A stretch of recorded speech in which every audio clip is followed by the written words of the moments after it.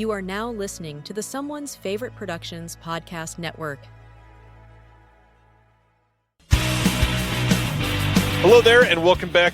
What is this place? Disconnected. Disconnected. Disconnected. Disconnected. Disconnected. Disconnected. Disconnected. Disconnected. Disconnected. Disconnected. Disconnected. Disconnected. Disconnected. Disconnected. I'm starting to feel disconnected. You have reached a number that has been disconnected. Welcome to another Thursday. New intro. I hope people enjoyed that. Been working on that for a while. Very nice. Very nice. For everybody who is seeing this gentleman for the first time, I hope everybody goes and opens up that channel in the description in a new tab right this moment and subscribes to my friend, Mr. Carlin Cook. Carlin, thanks for coming on. Hey, thanks for having me. I'm very excited about this. If I can stay awake. I'm worried about that too. I've talked about it on here a few times, but what I've been doing recently is staying up until about 1 or 2 in the morning, and then waking up at 4:45 to go to work. And this week is particularly bad. Oh, my apologies for that one. That sucks. It's a part of the transition, I guess.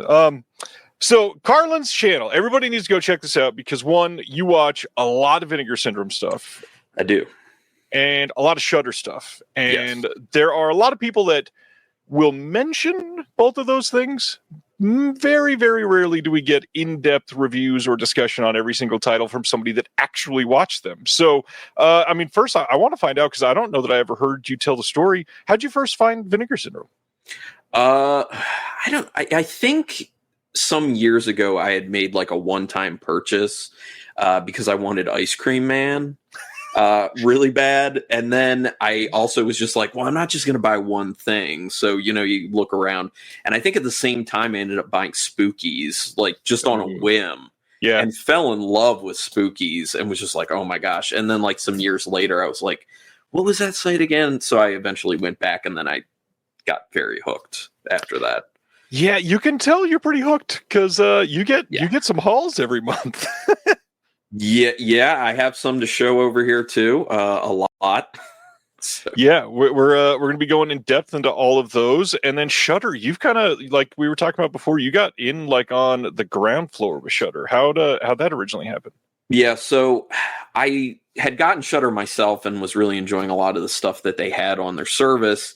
And then I was just kind of like, I want to do movie reviews. Maybe if I kind of hitch my wagon to this kind of fledgling horror streaming service, right, that I can get something cool like screeners and be able to do that stuff. And I just sent an email on a whim, and they were just like, yeah, because at that point they weren't getting much press. So they're just like, anyone, it's totally cool. So they just sent it, and I've just been getting the stuff ever since. So I've been doing it about 6 years now, reviewing all their exclusive and original films, which is, at one point it was 4 a month, and now they're kind of down to 2 a month, but getting some good stuff. Yeah, I feel like what they've gotten has cut down, but perhaps gone up in quality. It feels like a lot of the time. It's here and there. Look, I'll let you in on a secret. One of my things when I get these screeners is that if it says it's a Shudder original and it's made in the United States, it's probably not going to be great. Yeah. But if it's a Shudder original made in another country, there is a chance it could be very good. Right. So that's just one of my rules. Exclusives could be, most likely exclusives are going to be pretty good, but you never know. Mixed bag. Yeah, exclusives, if I'm remembering right, generally just stuff that they're distributing because they saw it somewhere and it was great and they wanted. Yeah, okay, that's what I thought. So tonight after the announcements, we're going to be covering underrated Shudder original / exclusive things that maybe people aren't talking about as much. It's not on my list. I kind of doubt it's on yours because it's getting pretty big press at the moment. But for an example, even though it's getting talked about, one of mine would be The Ugly Stepsister from this year. Mm-hmm. I think it is getting talked about very highly, but also not enough. That movie is kind of incredible. Did you enjoy that one this year? I don't remember. I really enjoyed it. Right now, of all the new horror films I've seen this year, it's my number 2 behind Sinners. Same here. I think you were the first one that is aligned with me on that. That's awesome. Oh, yeah. We got about 47 comments about a cat in your place. So if it makes an appearance tonight, they would like to see it up close. Yeah, I have two. The one is probably not going to make an appearance, Willow, because she's a little bit older. She's kind of settled in. Josie, though, is very active. She's actually running around right now, so you might see her. Nice. Well, talking about this year, let's before we do pickups, what have you been watching recently? Because I always love hearing you talk about these titles. Okay, so I have a stack here. Vinegar Syndrome, obviously. And actually, I just the other day did my, yesterday, just did my video for all the July releases I got from Vinegar Syndrome, ranking and reviewing all of them, because that's what I do every single month for these, for people who don't know. So that's not available for everyone on my channel right now. It's just members have access at the moment for about a week, and then it'll be available for everyone to see. But in no particular order, I'll watch The Rage, Carrie 2, which honestly, I like the movie. As like a so bad it's good, plus like 90s nostalgia and this moment of like coming out of the 80s film and feeling like they want to kind of still be ridiculous, but also are trying to be serious with the film. And it's just a weird mix. But I like the movie, but this is kind of not a great release, honestly. Like the movie looks good and I like the movie, but like, first of all, like, what is this? Like, like, what is this? Like, where's the extra artwork? Because people are paying for this. The other thing is there's a commentary track, but then there's like one special feature. Like you couldn't have gotten no essays. Like you couldn't have gotten someone. I would talk about it. Like just get someone to talk about it. Do like a video essay or something. I think I mentioned this maybe the week after it was announced. Maybe I didn't on here. Maybe it was only in the Discord. But I found out from Justin LaLiberty, they were told they were not allowed to do anything for this disc. MGM is the worst studio to work with, and they literally said you cannot do anything for this release. Why would they? It makes no sense. Yeah. But I also the Blu-ray did not play either, and I verified that on multiple players. Oh, wild. So. But the great thing is Vinegar Syndrome's customer service is phenomenal. Generally, yes. Yeah, I emailed them on a Sunday, and the next day they emailed me back like pretty early saying replacement in the mail. Got to me within 2 days after that, and it all good. Played just fine. So yeah, no problem. Death Rattle in the chat wants to know if you're on Letterboxd so they can follow up on these. I am. What is my name? I don't pay attention to things like that. Who am I? I think it's just... Carlin Cook, same. Yeah, that should be easy when it's on the screen. There you go, Carlin Cook. Yeah. All right, I can rip through more of these. I gotta be careful with this one. Take Off. I was like, is it fragile? Nope, that makes sense. Over the nipples. So this is you and Celeste's fault. Because I was not buying adult titles until you guys had that episode where you're like, this is why it's worth buying these adult titles. And then I'm like, yeah, that sounds legit. So now I've been buying a lot of it. And Take Off is a pretty good time. The story is very engaging. The acting is a lot of fun in it. You know, the sex scenes with a lot of these Golden Age films are just like a lot of, is the same. You know, like the same scene after same scene after same scene. But as long as the acting's fun and the story's fun, like that's what matters to me most. Yep. So yeah, Take Off. I recommend that one. It's good.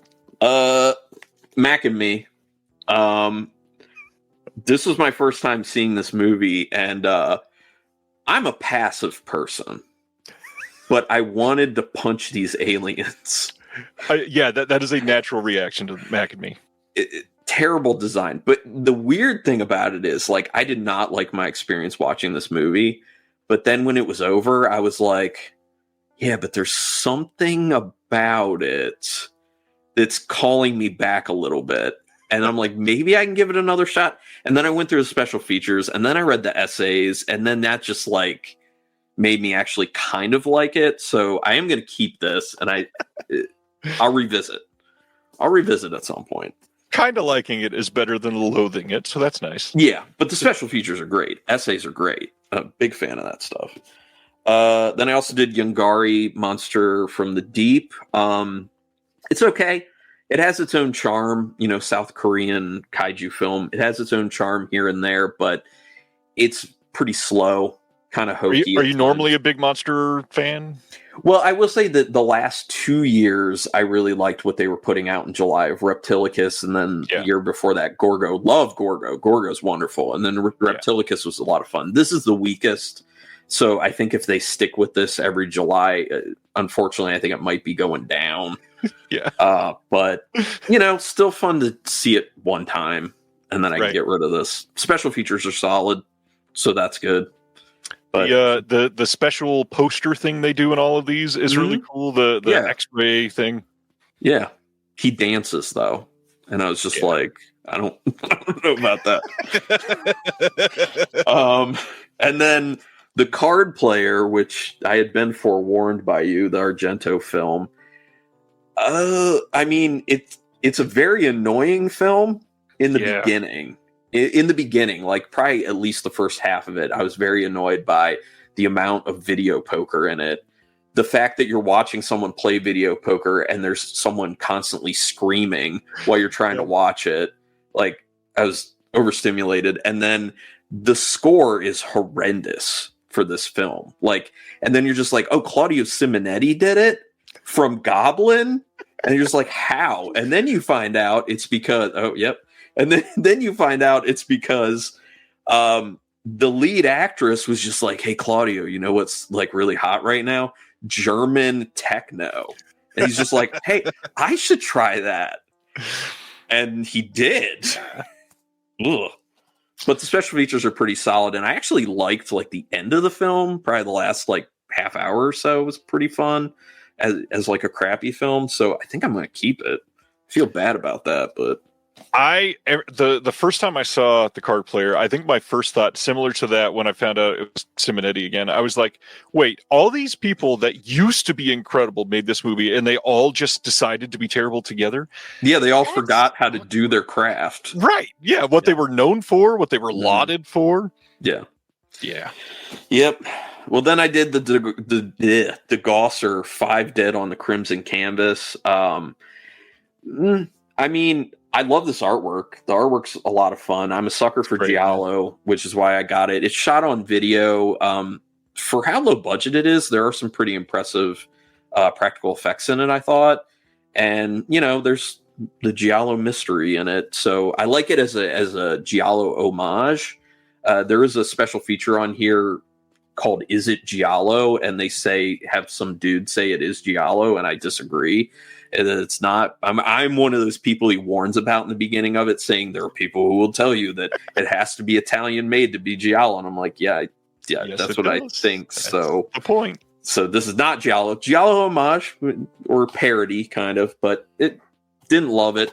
Pacing was really bad. Special features quite good though. And then A New Leaf, and this is extremely good. Oh, nice. I was kind of interested in it. It's like a screwball comedy from 1971. I fell in love with this film from like the first 15 minutes. It is so well written. It is so witty. It's so well acted. It's phenomenal. And then all the special features, like Cinematograph has been doing such a good job. And I think a lot of people are sleeping on their stuff because it's not like the typical Vinegar Syndrome. But this is an unbelievable film if you like kind of dark comedy type stuff. Yeah. And Walter Matthau and Elaine May are phenomenal in it. The special features are unbelievable. They have 5 essays in this. I think that's the most essays I've had from one of their releases before, and their essays are always top notch.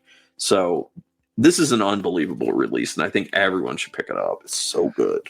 Matthau and Elaine May, kind of always incredible. So I know. I knew that was going to be great. And then I'll just throw this as my last one. I've been liking some VHS Hit Fest. Nice. And The Killing Tide is ridiculous. This is a shot on video action film. It's like action revenge. And it just goes hard.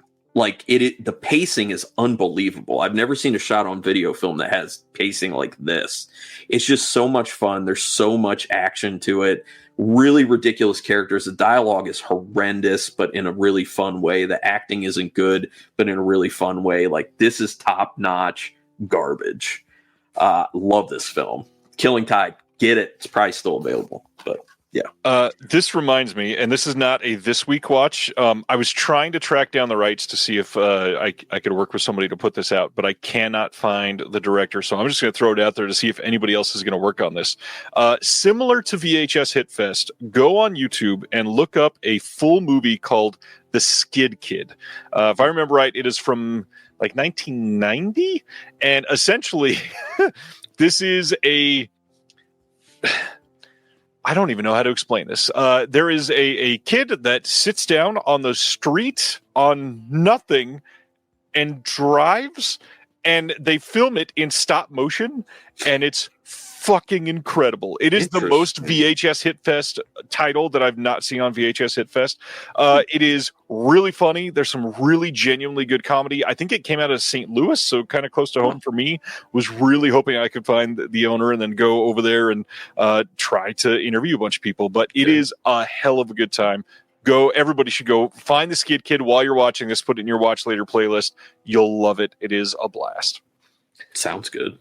Recent watches. I'm going the exact opposite of you because I watched just a ton of new stuff. This last weekend was a ridiculous 5-feature day back-to-back in the theater for me and my wife, and it was very all over the place. The lows first, because these are less fun to talk about. I don't know why, but I watched Bambi: The Reckoning in a theater this weekend. Bad movie. First of all, the CGI is god awful, but I swear about like 35 minutes of this movie were somebody asking, "Where's your grandma?" or "Where's this person I left you in the room with?" Because now they're missing and now they're in danger. Do not watch Bambi: The Reckoning. It is an absolute waste of time. It's not even fun kills. There's complete nonsensical everything. Why did we make that, guys? Come on. Not good. Next one that's also bad, The Home, starring Pete Davidson. Watched that this last weekend. It is essentially Pete Davidson is I think he's meant to be like an older teenager, even though he's like 37 or however old he is. He's probably only like 26, but he's been aged like everything. He is somebody that got in trouble, and now he has been like sentenced to go work in this retirement home. And there's a lot of stuff going on behind the scenes, as it always happens in these movies. And it's real bad for the entire thing. And then the last 9 minutes are batshit amazing.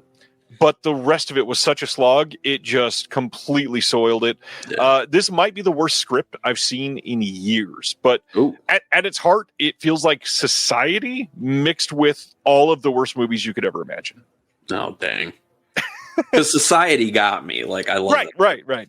I love Society, one of my favorite movies of all time. But then there are the other three that I watched that day, and these are all pretty decent. Not like killer amazing movies, but if you're going to watch them, these are decent. The first one is Oh Hi, which I think is going to go under a lot of radars this year. It is being advertised as a rom-com that isn't necessarily a rom-com. It basically turns into a thriller after about 20 minutes into the film, and it's really good. There's some really great dialogue in this. The script is genuinely strong.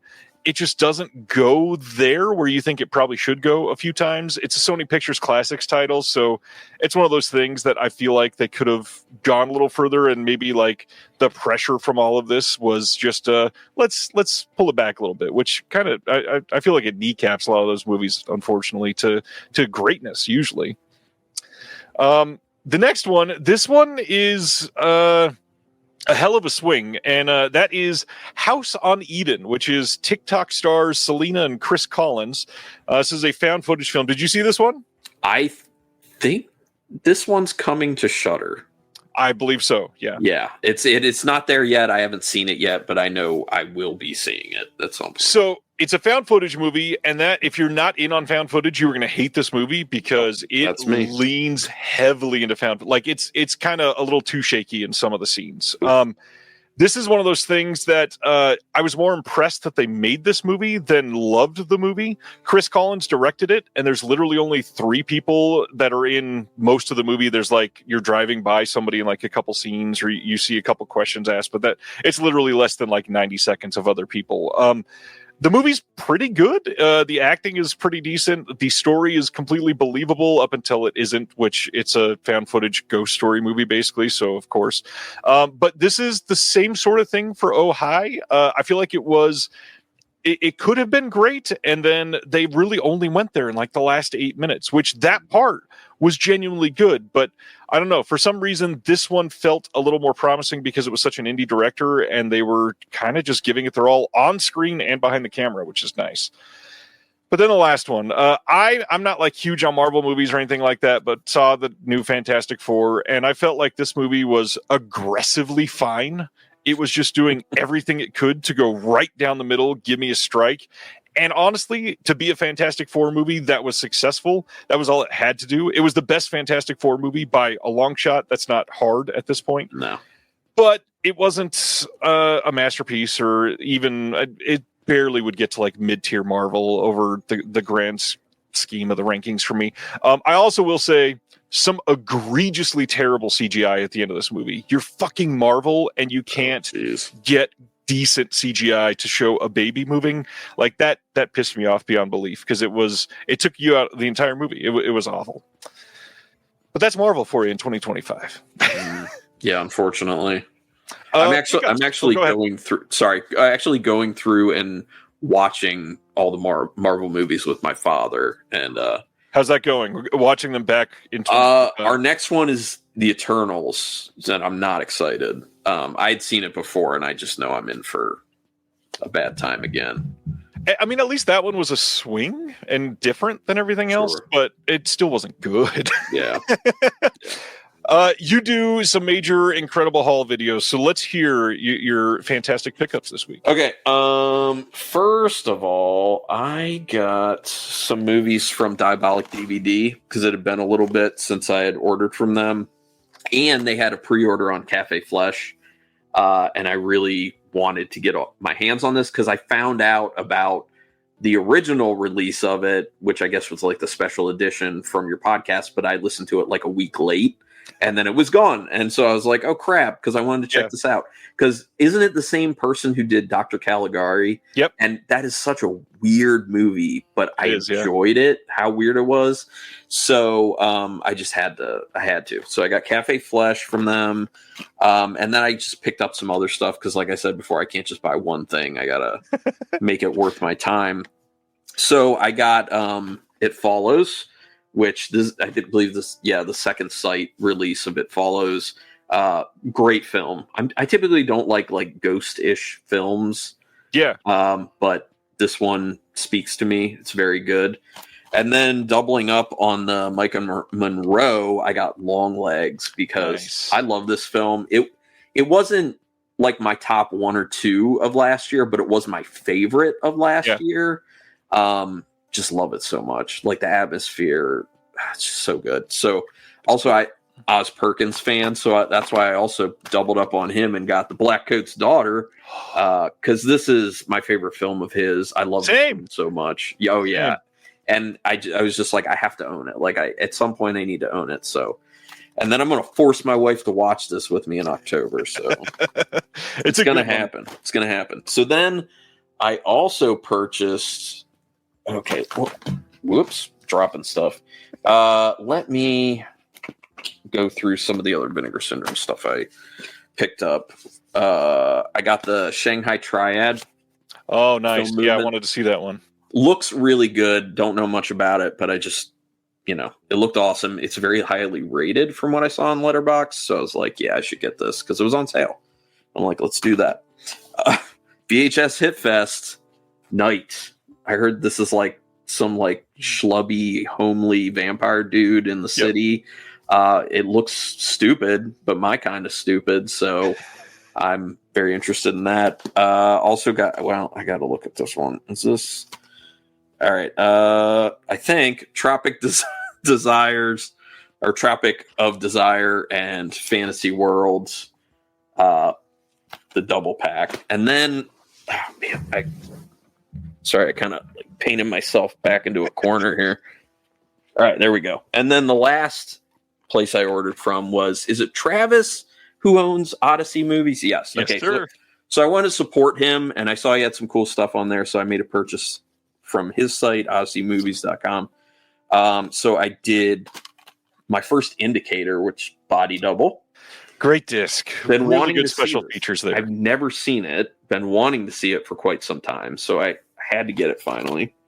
The Lost Boys on 4K because I don't have it, and I was like, I should.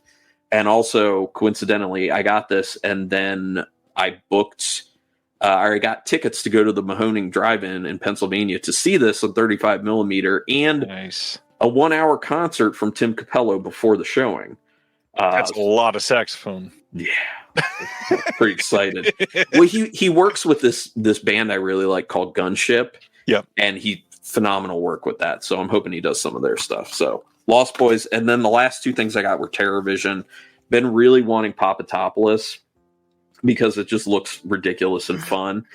And I have to say that like Travis put on the site that like a note with this that it's damaged, and like I don't know. Okay, I don't know if you'll be able to see it or not, but like that is the extent of the damage. that's probably it. Yeah. That's like not damage really to me. Like, yeah, I've had Vinegar Syndrome stuff damaged worse than that. But all I can say is, have you met anyone on the internet? Because they will bitch about that. No, I know. Hardcore.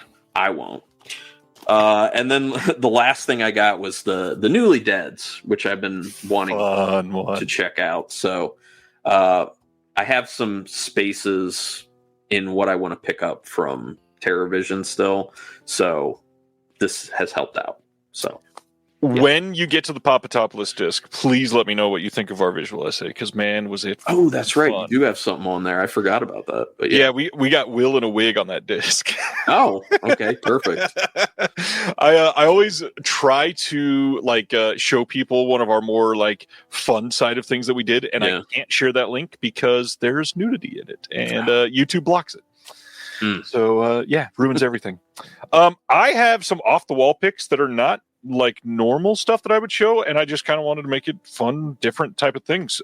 So I heard that Hamilton Book was going to be having a really great drop compared to normal this last time, and they did pretty good. There were some really great prices on stuff, but the biggest thing that kind of, I don't know, excited me, I guess, streaming only titles in the US that got Canadian releases. So I picked up a few of these on the extra cheap.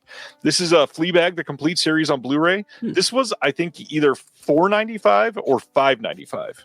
Brand new, sealed, legit disc of Fleabag, the complete series, like an Emmy-winning great TV show for $5 or $6. I don't know how to argue with that. And then Netflix original titles from last year. The Woman of the Hour, which I thought was pretty great last year. It was good. And I haven't seen it yet, but may as well get a disc of it because I can't get it in the U.S. Hitman, actually released in Canada. I supposedly decent. Have not seen it. But again, like I think those last two were $4, $5. Wow. I mean, how do you say no to that? Right. Yeah. Take the chance. Exactly. Some off the wall other picks that I don't get to talk about enough. Discotheque's Neon Night series.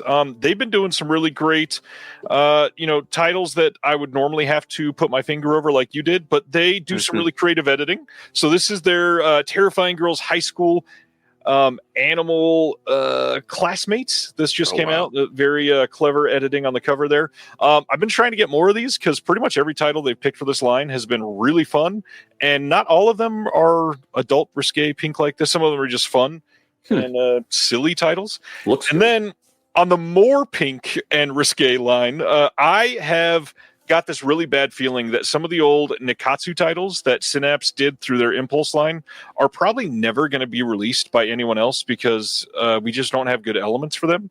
And so I've been trying to pick up as much of these as I can when I could get them cheap. And I found somebody on Facebook that would sell me, I think I got 9 of these for $10 a piece shipped. And I mean, that's pretty great. So I just shared a couple. True Story of a Woman in Jail, Hell of Love is the first one here. And these are DVD only. And then I never see this for sale anymore. This is the Nikatsu Roman Porno trailer collection that Nikatsu did. I love trailer comps, and I've never seen like a pink film trailer comp. Sounds like a lot of fun. I didn't know that existed. Yeah, they I think they did, and they're numbered on the side. I don't know what the highest number is, but they've got like 60 of them. They only did, I think, 2 of them in Blu-ray out of that entire line. The rest are DVD. Oh. We just don't have great elements for a lot of them, unfortunately. So, yeah. Other than that, your channel, we talked about Vinegar Syndrome, we talked about Shudder. You do like trying snacks and stuff on your shorts, but you also have a podcast. Tell everybody about your podcast. So I quit my podcast. Is it quit? Okay. Yeah. Okay. So I did for 13 years. I did a craft beer podcast, and then I ended up quitting earlier this year because I just gave up drinking alcohol altogether. Because for health reasons, because GI issues basically, and it's just not worth it anymore. But good timing, because the craft beer industry is skewing a bunch to non-alcoholic beers now. Oh. And so I am doing a bunch of non-alcoholic beer reviews that I'm putting on YouTube through shorts. And actually, they've been gaining a decent amount of traction because there really aren't people reviewing those on there anymore. Right. Or at this point. But there's some phenomenal non-alcoholic beer out there right now. The technology changed, so now it's good. It used to suck. I know this is not, and I don't even drink, but I'm like fascinated with what is the technology change, but we'll talk about that later. Yeah, right. I was going to go into it. Stuff on your channel, anything coming up that you want to highlight?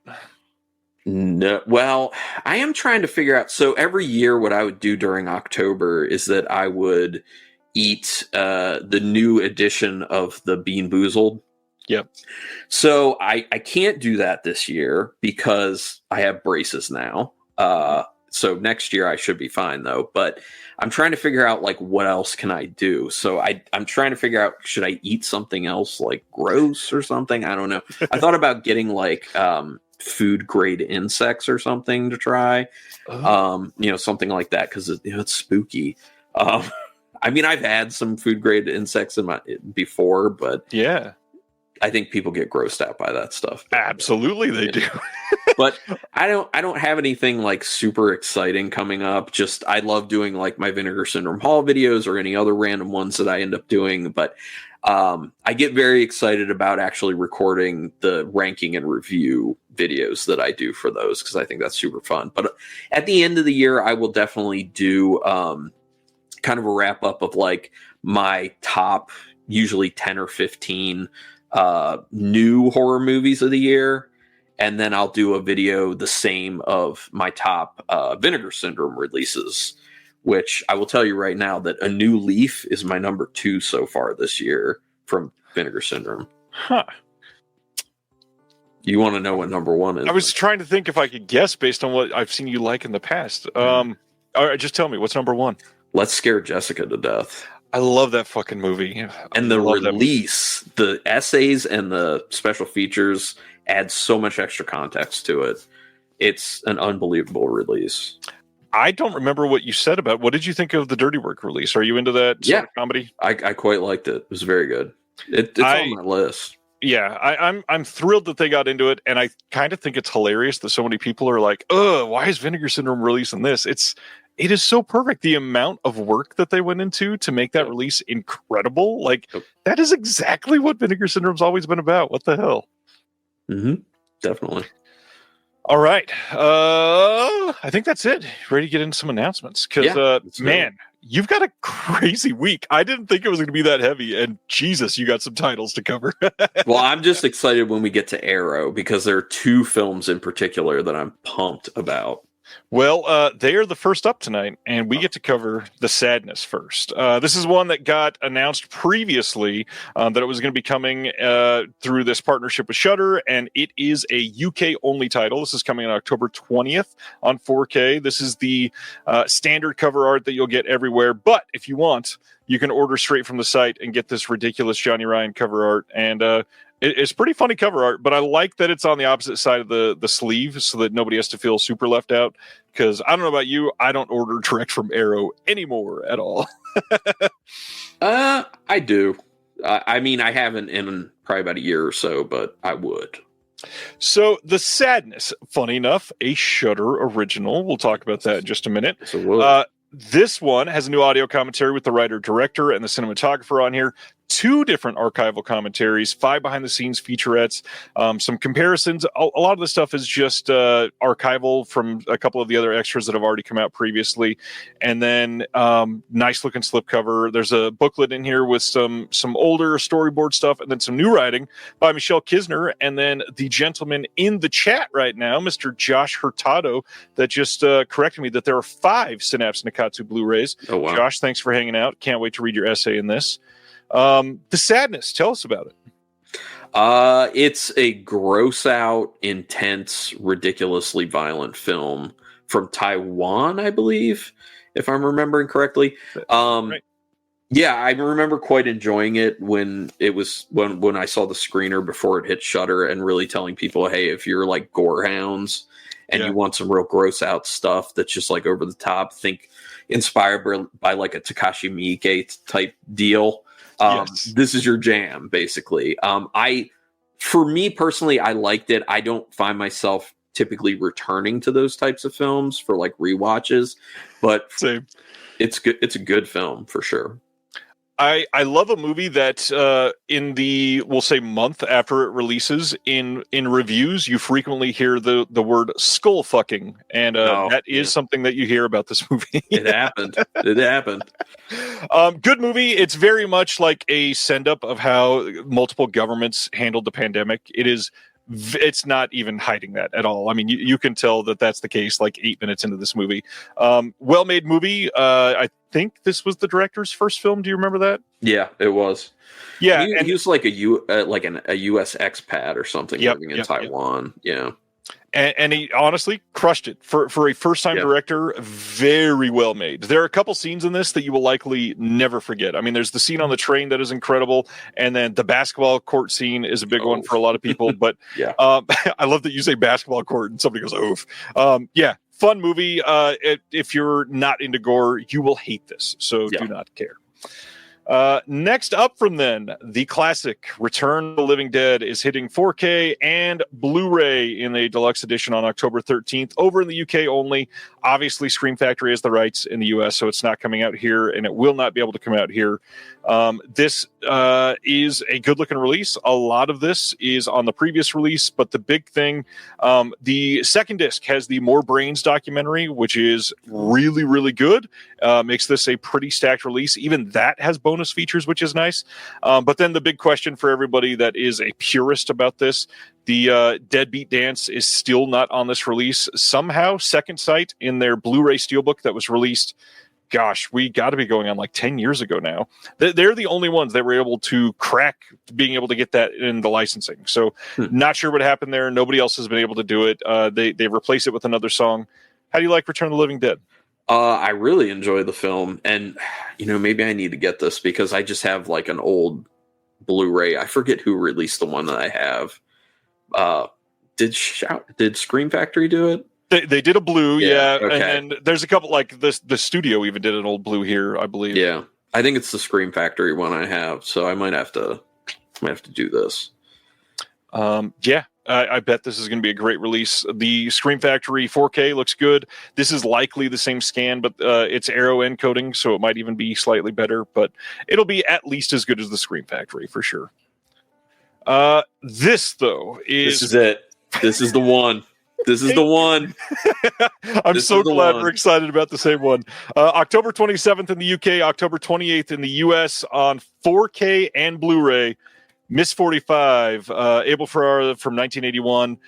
Incredible rape revenge movie that is just a masterpiece that used to be on Blu-ray here in the U.S. from Draft House, has been out of print for ages, for a long time. It was fetching like $80 on eBay. I hope you didn't pay that, because this is a glorious release that will absolutely blow it out of the water. This release, new commentary by, of course, Alexandra Heller-Nicholas. She literally wrote the book. She had to be on the commentary. I'm glad she's on here. New featurette with BJ Colangelo, who is incredible. Great choice for this. New featurette with Kat Ellinger, who will do great. A bunch of archival interviews. Also, short film directed by Paul Rockman. Short film directed by Paul Rockman from both 2004 and 2011. Just great. The fact that they got these. We got a 60-page perfect bound book with new writing by a bunch of people, including Kayla Janice and Brad Stevens, who are on here with archival writing. This movie, tell us about it and why you're excited. It's a wild ass film. Like I do typically in October, like whole day long watch parties. Yeah. For my channel, just whoever wants to join. And one year I had everyone pick a movie, and someone picked Miss 45, which I had not seen before, and I was just floored watching this movie. It's one of those assault revenge films.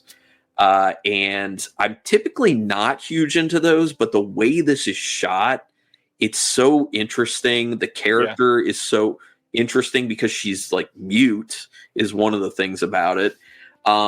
It gets really wild, and the revenge is very satisfying in it. It's so interesting. And there's like a trumpet saxophone in it, which doesn't make any sense to me. I remember watching that and just commenting on it while we're watching it. I'm just like, why does that trumpet sound like a saxophone? Like, it's weird, but it's got a great finish too. Really good movie. Really good. And I've been wanting a new release of this ever since I saw it some years ago. So I got super excited when I saw this. Yeah, this is very good. One thing I did want to highlight, which I didn't mention at first, but have to point this out. One of the best in the game, Sister Hyde, the artwork for this, which could have just been the original poster and all of us would have been happy. But the way this is a perfect homage of that poster and the character, this is a masterwork. And this is one I would likely hang the poster for this in the room. It's incredible. Absolutely killer choice. Yeah, no notes. This is pretty much a perfect choice for a release for Arrow. Stoked on this. So next up from them, we just talked about this recently, and everybody knows it, so we won't spend a ton of time on it. But on October 27th in the UK, October 28th in the US, they're doing a steelbook version of their Trick or Treat 4K release from 2007, the Michael Dougherty anthology. It's a great movie. Most of us love it. That being said, they're clearly just out to make a lot of money with this. And granted, you'll be able to put out 5 other movies that will surprise us, so I'm glad you're going to make your bank. This has nothing in it that will interest me. I don't need a steelbook for this movie. Yeah, I actually bought the 4K very recently to upgrade, because I had it on DVD, and then I upgraded to Blue, and then I upgraded again to 4K, because I watch it every year. It's one of my favorite Halloween films. But yeah, And for people who don't know, they're actually going to be putting out a new comic follow-up. I got in on the Kickstarter for that, so nice. Should be. I hope the stories are good. And then the quote sequel, I guess, has been in development hell for like forever, 11 years, literally. They came out, I can't remember, I think it was at a convention or like a weekend event or something like that. They came out and said, we're announcing Trick or Treat 2, and nothing has happened from that since then. Yeah. Next up, though, I will take full credit for this because clearly they put this together this quickly. October 20th, UK, October 21st here in North America, we're getting a Blu-ray of 3 and 3 Extremes. If you watched my this episode with Andy a couple weeks ago, or was that last week? Time is not a real thing anymore. I begged for a Blu-ray release of 3 Extremes and literally immediately got it answered. Very, very happy that this is coming out. Not to mention the fact that they also have 3 as part of this. I did not think they would, because 3 Extremes is the big draw for most people. Very stoked on this, even though it does not have the full-length release of Dumplings. We don't need it necessarily. It would have been a nice icing on the cake sort of situation, but New 2K restoration of both movies by Arrow, just incredible. We are getting new interviews on pretty much every single thing that we're getting in this. We're getting commentaries. We're getting older interviews that are newly edited. This is a really great package of just some really fun anthology movies. Have you seen 3 Extremes? Yeah, I own it, actually. I've actually been doing a series of short videos on my YouTube channel that are just for the people at the highest level of membership, the possession level, of hidden gems in my collection, and 3 Extremes was one that I did. It's very good. All the shorts are really well done. My favorite is Cut, the one by... Well, I say Chamwook Park. I know everyone says Park Chamwook. I think it sounds better as Chamwook Park. So yeah, phenomenal. Big fan of that director anyway. Yeah, this is a knockout. Anybody that's been crying for this release for years, this is exactly what we could have wanted. For anybody that's never seen it, I'll bring it up again. 3 Extremes specifically, I think, is the better of these two, but it's 3 shorts. They're not as short as like most other anthologies that people refer to when they talk about anthologies, but they're 25-ish minutes long, all 3 of them. All done by masterworks of the genre. They're incredible. They're, as usual in an anthology, they're not all of the highest quality, but they're all at least very, very good, which is pretty rare with an anthology. And 3 Extremes is pretty much a must. If you like J-horror in any sense of the word, if you like anthologies, this is a must own. Very good. I'm so stoked for this. One I'm less stoked for.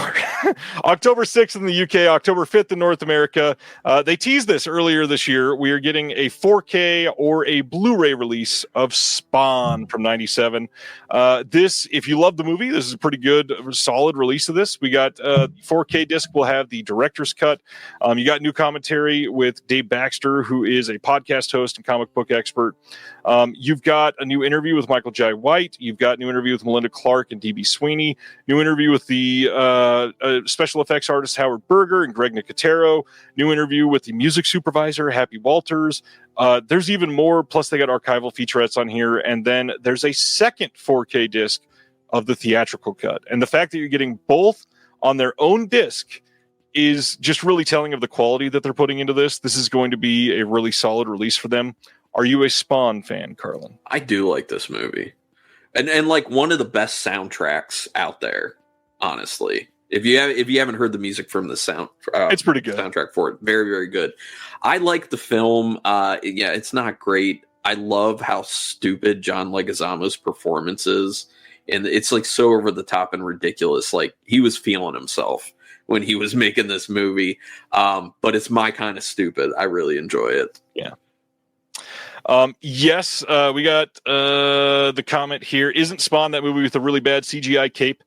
Yeah, the CGI in this movie is really terrible. And honestly, I am kind of worried about what the 4K is going to make the CGI look like, because there's no way in hell they went back to re-render all of it. So, oh boy. One that I wouldn't mind rewatching, but this is not one that I'm going to buy. And then, for many people, this was maybe the biggest title of this month. October 27th in the UK, October 28th in North America, a 4K only release, no Blu-ray disc, of John Carpenter's In the Mouth of Madness. Amazing movie. This is not one that gets enough attention ever, and it's because it's Carpenter. If this was almost any other director, this would be their best movie. It is that good. Sam Neill is incredible in this movie. Some of the effects and what they do with the setting in this movie are surreal in the best of ways. This is just really great Lovecraft. As far as extras, we got a new commentary by Rebecca McKendry and Elric Kane, who you've heard on podcast for years if you're a horror fan. Newly filmed interview with Sandy King, Carpenter, which is really great. New interview with Jürgen Prochnow, and then all kinds of archival extras. But then new writing by Guy Adams, Richard Kadri, George Daniel Lee, Willow Caitlin McClay, Alexandra West, and again, in the chat, Mr. Josh Hurtado. This is a masterpiece, and look at that. We got a cat. This is Willow. This is the older one. I thought she wouldn't show up, but she's also a lap hound. She loves laps. Had to make an appearance. Nice. She's a gorgeous girl. She also has very stubby limbs. So, In the Mouth of Madness, how are you feeling about this one? I really enjoy this film. I think this film is great. Sam Neill, like you said, is phenomenal in it. It's a very effective horror film, but it's also really fun at the same time. Like getting all the pieces of the Sutter Kane story that end up manifesting in this town. Yeah. It's a great ride. I love it. Yeah, there's so much about this movie that makes it unique and special. And if you've never seen it, please make an effort to. Even if you're like not a fan of usual Carpenter things, he has done, just like Aaron is saying in the chat, he's done so many off the wall different genres mixed in with things. I mean, Assault on Precinct 13 is a Western basically. But this is an absolute masterpiece in his filmography. I think it's pretty perfect. It's just it's Carpenter, and if it wasn't him, this would be looked at as an all-time classic, and I think it is. You got a question from Ronnie. Is Willow named after Willow from Buffy? No, actually, I still actually haven't even seen Buffy, but we actually named her Willow because she actually went through a lot before we got her. And willow trees, there's this whole thing about bending but not breaking type thing. So it was this poetic thing about all the stuff she's been through. She had a lot of health issues. Her previous owner passed away. She was separated from her brother. Like, yeah, she had a hard time, but she's been doing great now. Well, and she's older, so must be doing well. She's 6, yeah. All right. Going to our next one, which again, crazy that you got this lineup this week because we got a lot of fun stuff to cover. The next Mondo Macabro pre-order session is going to be next Thursday, August 7th at 9 a.m. Pacific, noon Eastern. All 3 of these are coming on Blu-ray, and they are going to be limited quite lower than usual. Not inducing FOMO in any way. If you don't like these titles, don't buy them, nothing like that. But if you're one of those people that's like, yeah, I'll get Mondo Macabro soon, they are limiting all 3 of these to only 1,000. They just didn't think that they would sell super well, so they're limiting to less than they normally do, because it's kind of a low-key drop. But if you're into their sort of genre fare that they do at Mondo Macabro, these all sound incredible to me. So you may want to pay attention if you're normally into that. So this first one is The Power of Darkness from 1976. This one is the first English-friendly release of this title, and they say this is a must-watch for adventurous film watchers. Brand new 2K restoration, or sorry, it doesn't say brand new. I'm assuming it's fairly new. 2K restoration from the original NEG on this one. There is the Spanish language track with newly translated optional English subtitles. I believe they corrected this later to say the dub is here. Don't quote me on that one. I will have to check my notes, and they added it after I posted these. There is a short video that's just teaching you about the film. And then in the extras, they got a 24-page booklet on the history of Argentinian genre films, which to me, like, that sounds like a must-read sort of thing. Mondo Macabro, have you, other than what you just showed in the pickups, have you checked out much from them in the past? Not a lot. I did purchase Bahachi Bushido, which I have not watched Amazing yet. Movie. And there was something else I had gotten from them, and I can't remember what it was. Oh, In the Folds of the Flesh, which is a really wild Giallo film. Yep. I'm big into Giallo, by the way. I have a ton of Giallo reviews and Giallo-esque reviews on my channel. I went through a stint of like 2 years where I was watching and in-depth reviewing tons of those films. But In the Folds of the Flesh is one of the wildest endings to like a Giallo film I've seen. So, but this one, I'm not familiar with this film, but it sounds kind of interesting. And when you say Argentinian, I haven't seen a lot of Argentinian film. I just think Damien Rugna is pretty much all I think of at this point. So yeah, I'm adventurous. Maybe I need to get it. I don't know. Yeah. This is one that's a must for me for sure. Especially, I really want to read that essay. Mm-hmm. Next up, Forbidden Game of Love from 1975. This one says, again, the first English-friendly release of this film. It is fully uncut and restored from the original negative here. This is a new 4K restoration from the negative. The Angel Sala, who is the Sitges Film Festival director, there is a piece on here by Angel, who's doing a piece on the director, Eloy de la Iglesia. De la Iglesia has got releases from Severin and I think one of the Vinegar Syndrome partner labels in the last last couple of years.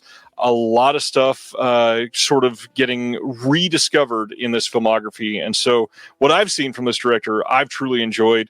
Again, 24-page booklet, and Ismael Fernandez is the one that's writing in this one. And to me, yeah, this is like the perfect sort of Mondo Macabro type of releases. Yeah, I'm not familiar with this one. Same. Josh says, the thing I love about Mondo Macabro is that about 90% of their releases are films I've never seen or heard of. And I feel the same way about Deaf Crocodile. Both of those groups are, the curation is off the wall, just perfect for my taste and discovery. Because again, like, you know, we were talking about Vinegar Syndrome earlier. A lot of the stuff that VS is sort of leaning heavily on now, I've seen at some point. Sure. I'd much rather be uncovering gems like this that I never heard of. And then we got a question. Silent Mandible says, Ryan, you said these are only limited to 1,000. Yes, but they will likely still get a standard later. So don't feel pressure to buy the limited necessarily. If you're one that is going to get the limited, you might want to get it earlier than later. And it will still, if you're going to buy all three, they do a bundle discount. And you get, I think, a couple bucks off of the price and a couple bucks off of shipping. So if you really want all three, it is kind of a good way to get all of them. And then Reservoir says, I blind buy every Mondo Macabro title. They've earned it. Yeah, I honestly, same. Exactly the same. And their last one, which is one that I may be the most excited about. This is called I Hate My Body from 1974. And this is sort of continuing their gender questioning releases that they've been putting out recently. And I just wanted to read this one because it sounds so interesting. Lecherous businessmen Ernest and Peter go out for an evening of fun with two girls from work. There's a lot of drinking and dancing and more than a little suggestion of frolics to follow, particularly when Ernest has the idea that they swap partners. The two men set off in their cars with their respective dates. Ernest, in no fit state to be behind the wheel, roars with laughter as they speed off into the dark night. Momentarily distracted as he glances at his attractive passenger, he loses control of the car. They crash into the side of a bridge and the vehicle bursts into flames. The bodies are rushed to the nearest hospital where both Ernest and his passenger are certified dead on arrival. However, the hospital surgeon, Dr. Adolf Berger, a former medic in a Nazi death camp, discovers that Ernest's brain is still intact. Encouraged by his female assistant, Lydia, Berger decides to try out his long-cherished experiment, transplanting a brain from one body to another. However, the only body available is that of a young woman, Leda Schmidt, also technically dead in the hospital morgue. Casting aside all scruples, Berger begins the operation.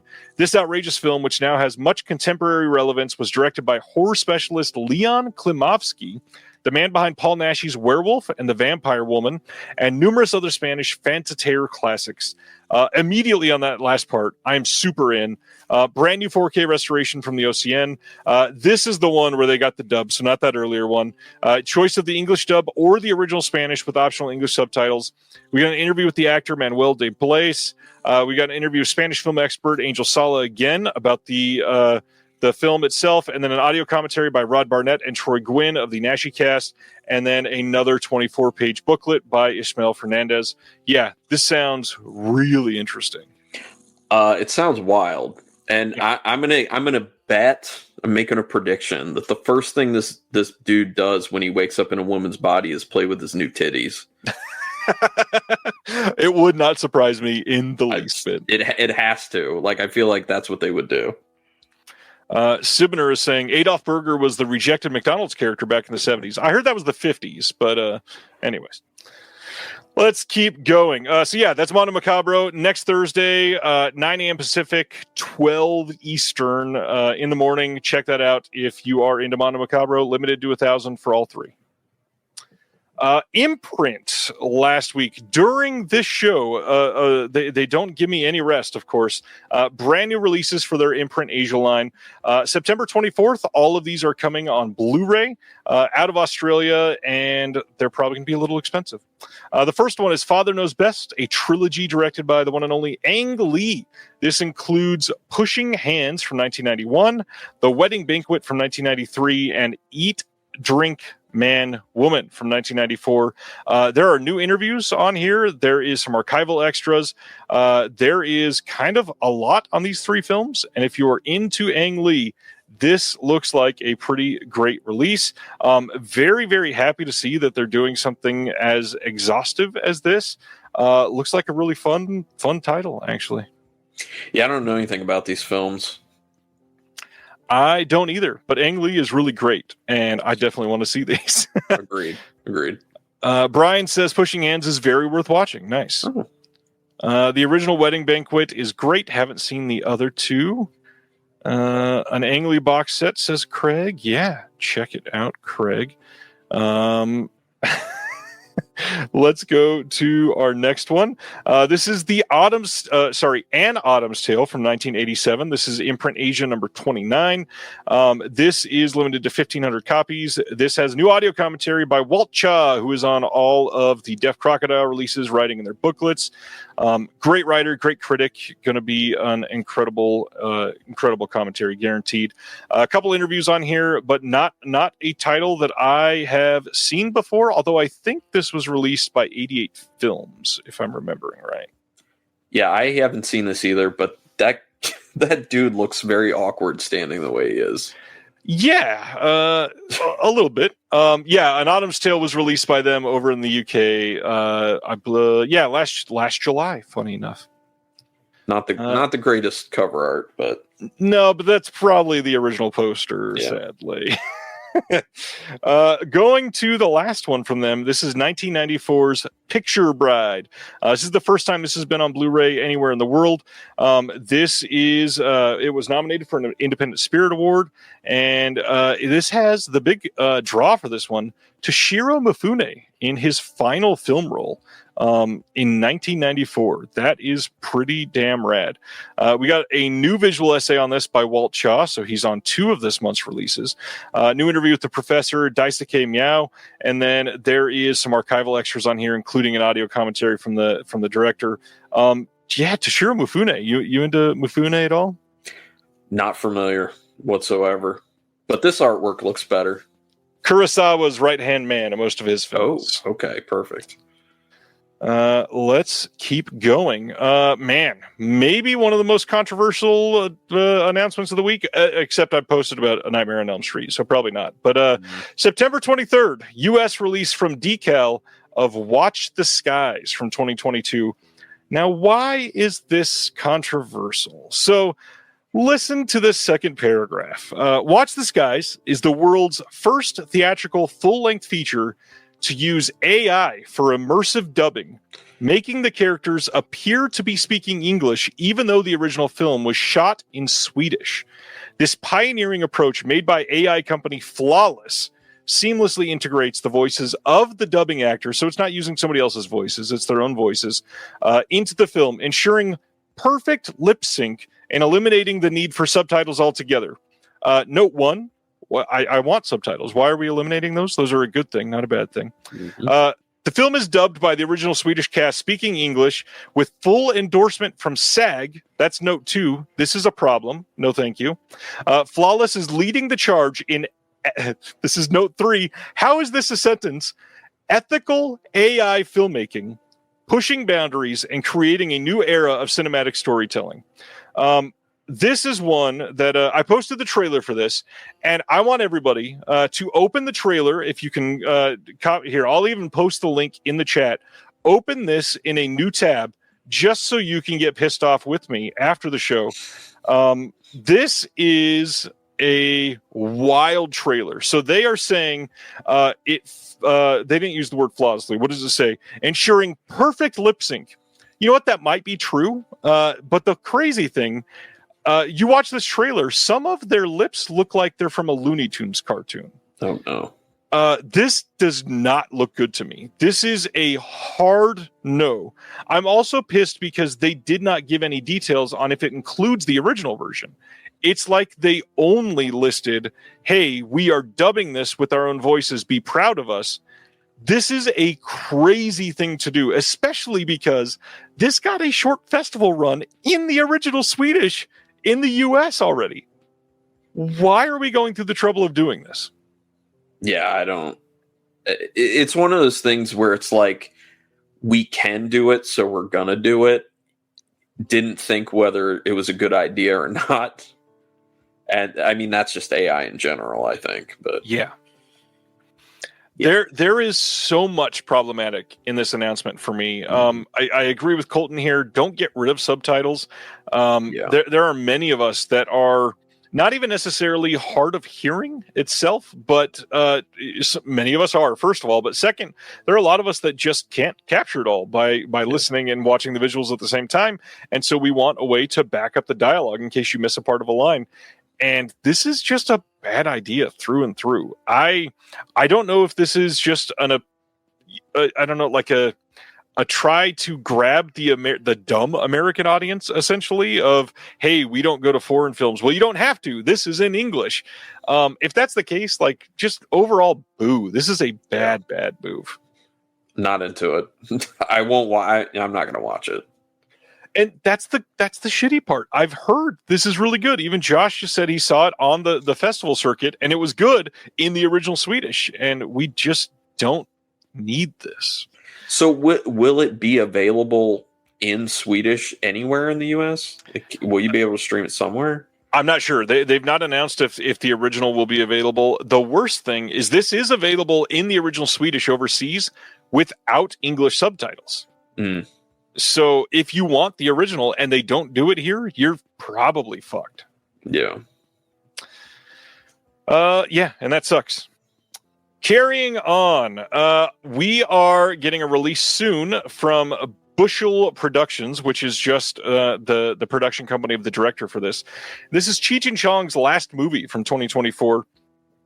I am shocked that this is getting not only a 4K release, but a 4K steelbook, and we're rolling it out. For those that don't know, this is a documentary of sorts, just about the Cheech and Chong story that they made just in the last few years. Did not get a huge rollout. I think most people, even the ones that love Cheech and Chong, did not get a chance to see this yet. So here we are. Were you ever a big Cheech and Chong guy? I haven't seen a single movie. I mean, I could enjoy it potentially, but I don't know. It's never really appealed to me that much. It seems a little too dumb for what I'm into. I don't know. On top of the appealing there, we were just talking about AI. The art on this is very clearly really bad AI, pretty much across the board on the front and the back. Yeah, this is also not for me. Not a fan. Back to back. November 3rd, over in the UK, they are putting out a 4K steelbook of The Bride of Frankenstein. This shouldn't be surprising. Universal has milked these for the last almost 100 years, and they will continue to forever. But to me, this might be the worst art I've seen for a Universal Monsters release ever. I'm sure some people like this, but to me, this is just the laziest cover art, to just slap her on there and take out all of the heart and soul of this. Universal Monsters, are you into those? I actually have not seen any of them. I have the whole box set, the Blu-ray box set, and I keep meaning to watch through them like some October or something, and I just haven't gotten there. There's just too many movies. Yeah, that is unfortunately the truth. I love this comment from Chris, so I wanted to point this out. I didn't see this wording on the last announcement. It said, includes never-before-seen features on a streaming movie's physical media release. So yeah, of course nobody has seen them. It's a brand new film, and this is the first release that isn't on a shitty streaming service. Oh, man, that's funny. And of course, I have to do that at least once a week. Next up, I believe this was announced at Comic-Con this last weekend. September 23rd, we are getting a 4K Blu-ray and DVD release here in the U.S. from Warner Brothers of Aztec Batman Clash of Empires from just this year. Now, to me, this sounds really cool, and I really like this cover art. I got to admit, I watched the trailer, and I'm not stoked on the animation style on it, but I do kind of want to support this. DC is usually really great with animated stuff that they're doing. This says, it's the bold reimagining of the Batman legend unfolds within the vibrant and fierce culture of the 16th century Mesoamerica. In the time of the Aztec Empire, tragedy strikes Yohualicotl, a young Aztec boy, when his father is murdered by Spanish conquistadors. To warn King Moctezuma and his high priest Yoka of imminent danger, Yohuali escapes to I'm not going to say this word right. Tenochtitlan. That's probably completely wrong. There, he trains in the temple of the bat god Zenekian. That's also wrong. With his mentor, developing equipment and weaponry to confront the Spanish invasion and avenge his father's death. Along the way, he encounters key figures like the fierce jaguar woman and the enchanting forest ivy. I like this idea overall. There's some behind-the-scenes stuff on here, some interviews with some of the screenwriters and stuff. DC Animation. Are you into any of that stuff? Well, I think that word may have been Tenochtitlan. Most likely. Potentially. That's a lot better. Yeah. But I do like some animated stuff here and there. The Aztec aspect of it sounds very interesting to me. As far as the animation style thing goes, I was not a fan of the animation style of Predator Killer of Killers, but I ended up really liking that film. Like, I just got used to it after a certain amount of time. Yeah. So don't let it hold you back. The big thing I want to point out here, I love that DC did this, because what they are burying the lead with here is they went and hired all Mexican animators to make something for Mexican animation. I believe this is the entire studio that did this is all for Mexico. Love that they did this. Love that they did something so unique and used styles in a way that was just really great. I am super curious to check this out, but I will wait for reviews for sure. I don't post a lot of the music ones, but this one was so damn personal to me, I had to. September 12th, we're getting a Blu-ray here in the U.S. from Warner Music of Tom Petty, Somewhere You Feel Free, The Making of Wildflowers from 2021. This is so cool because in early 2020, a collection of 16mm film was discovered in Petty's archive, including never-before-seen footage capturing during the making of Wildflowers. I was huge into Tom Petty growing up. He was the first person I ever saw in concert when I was like 3 years old. I have pretty much everything Tom Petty I could love, and this is just so rad that we're getting something like this. We'll be checking this out. This poster is hilarious. It's terrible. In October, we are getting a Blu-ray release in the U.S. from Kino and Dark Force joining forces on this one, of The X from 1996. This is directed by Mark Lester, who did Class of 1984 and Firestarter, Commando, Shodan a Little Tokyo. They make sure that they highlight that the art is not final here, but this is the theatrical poster, which, if that is telling you of the quality of this movie, there you go. It reminds me of the CGI in Wishmaster, which I love Wishmaster, but that part where, like, I think it's Kane Hodder's character, like, flies apart, like, it looks like that. Yeah. It's bad. I don't like that scene. I remember. Ronnie's saying, hope you'll consider posting more music Blu-ray news. I do, for at least when it's visual. The hard part is a lot of these classic albums are getting Blu-ray releases right now to get the highest fidelity of audio. So we'll see. I'll do my best, Ronnie. I promise. We talked about this show fairly recently when the first one got announced, so we won't go too deep into this. But September 1st, Old Gold Media over in the UK is releasing The Sweeney Series 2. Are you super into, like, British shows? I used to watch a bunch with my parents when I was younger, and my mom is, like, all about BritBox and Acorn TV and stuff like that. So this is probably something she would be interested in. Yeah, I think that it's incredible that they're genuinely restoring all of these episodes. That is really cool. I mean, this is from 1975, so a 50-year-old show that doesn't have, like, any pop culture relevance right now, unless you're from that generation. That's really cool that they're willing to go back there and do that. There is all kinds of extras on here, interviews, introductions, commentaries, but solid looking set if you're into British TV. Yeah. I am going to take a bathroom break. I'll be right back. Please do. I'll mute. You got it. I'm going to keep going with a couple of these. September 29th, we are getting a 4K only release in the UK from Screenbound Pictures of The Return of Swamp Thing from 1986. This is a decent looking release compared to the US release.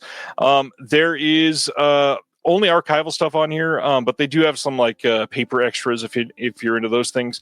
But the big thing here, this is Heather Locklear. What is this like airbrushed abomination on the right in this picture? Art for some of these releases this week is just pure terrible. Not my thing. Fun movie, but good Lord, these are not great. Next up, in 2026, Kino is releasing a 4K of Hang 'em High. This is the Eastwood film from 1968. Previously, this was a Shout Select title, so kind of interesting that Kino pulled this one out.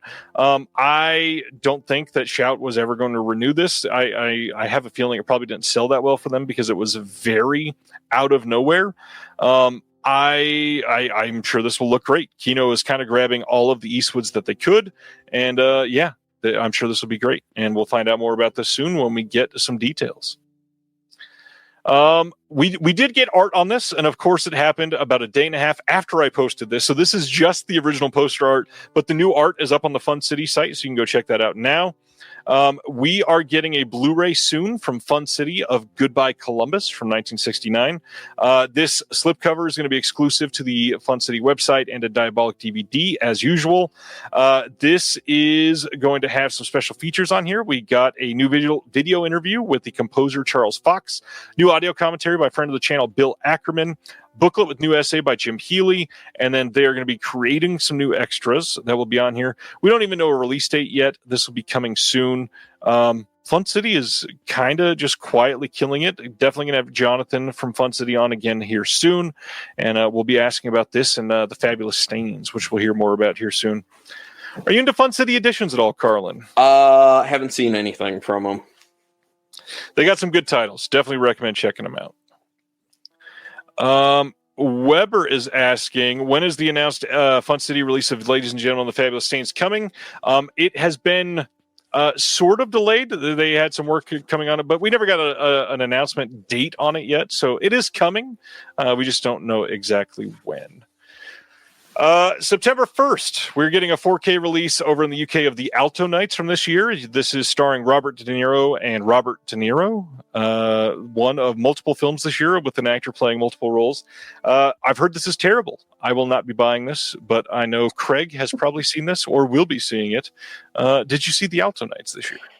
No, and the artwork looks not great. And I don't know, like, is De Niro doing good stuff now? I mean, he did with Killers of the Flower Moon, at least. I haven't seen that, but I heard great things. It's a great movie. I think that one's even sort of slept on for a Scorsese movie. Craig says he needs this.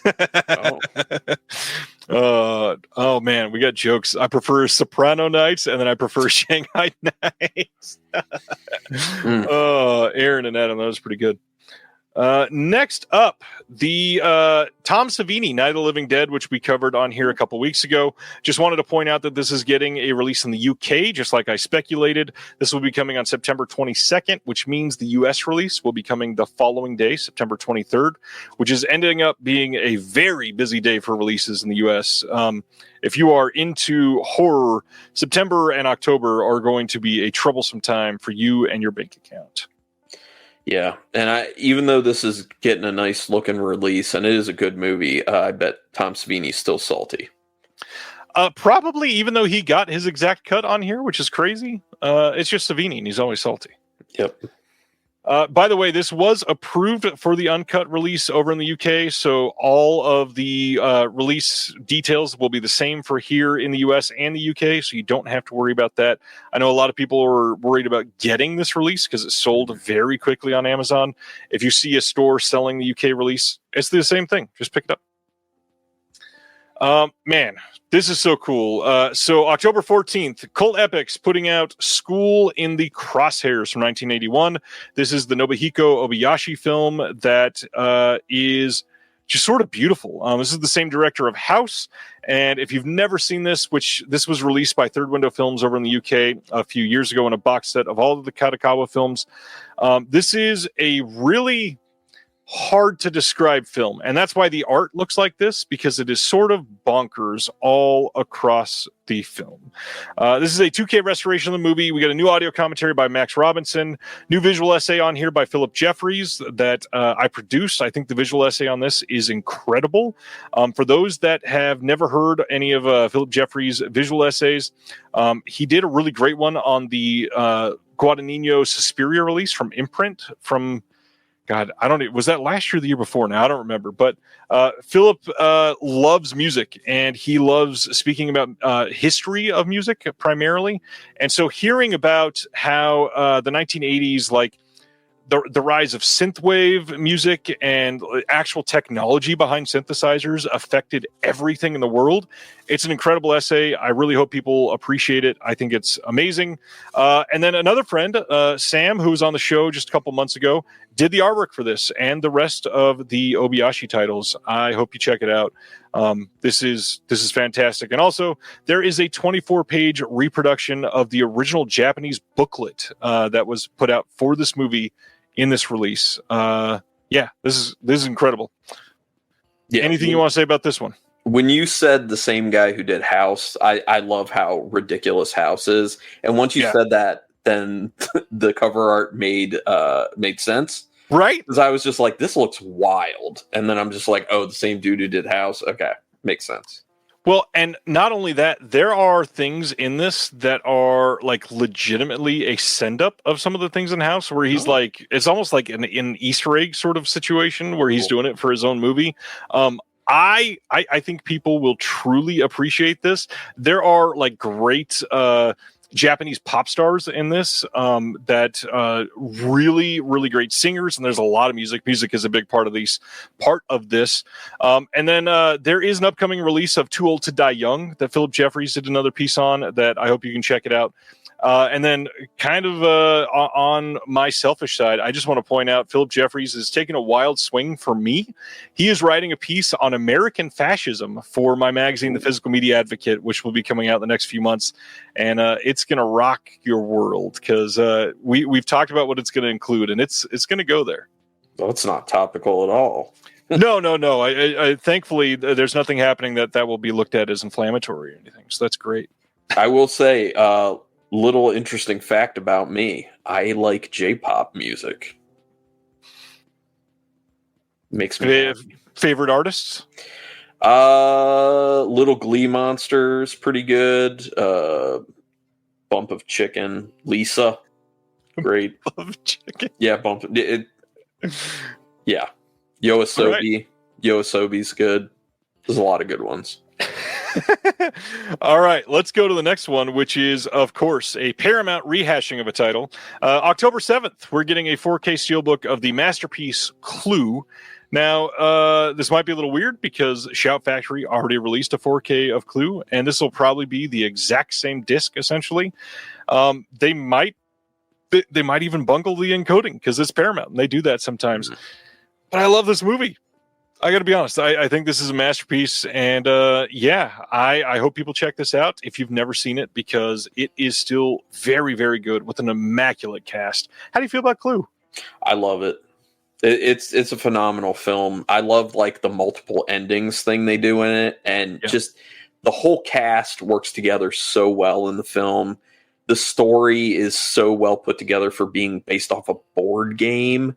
Yep. And just like Tim Curry in it, like how that scene where he's just like running all over the place and saying like, and then this happened and this happened. It's phenomenal. I do love this movie. My wife loves it too. We watch together every now and then. Yeah, it's stupendous. I really want to point out Mozart's Ghost comment here, which is the year of the Steelbook.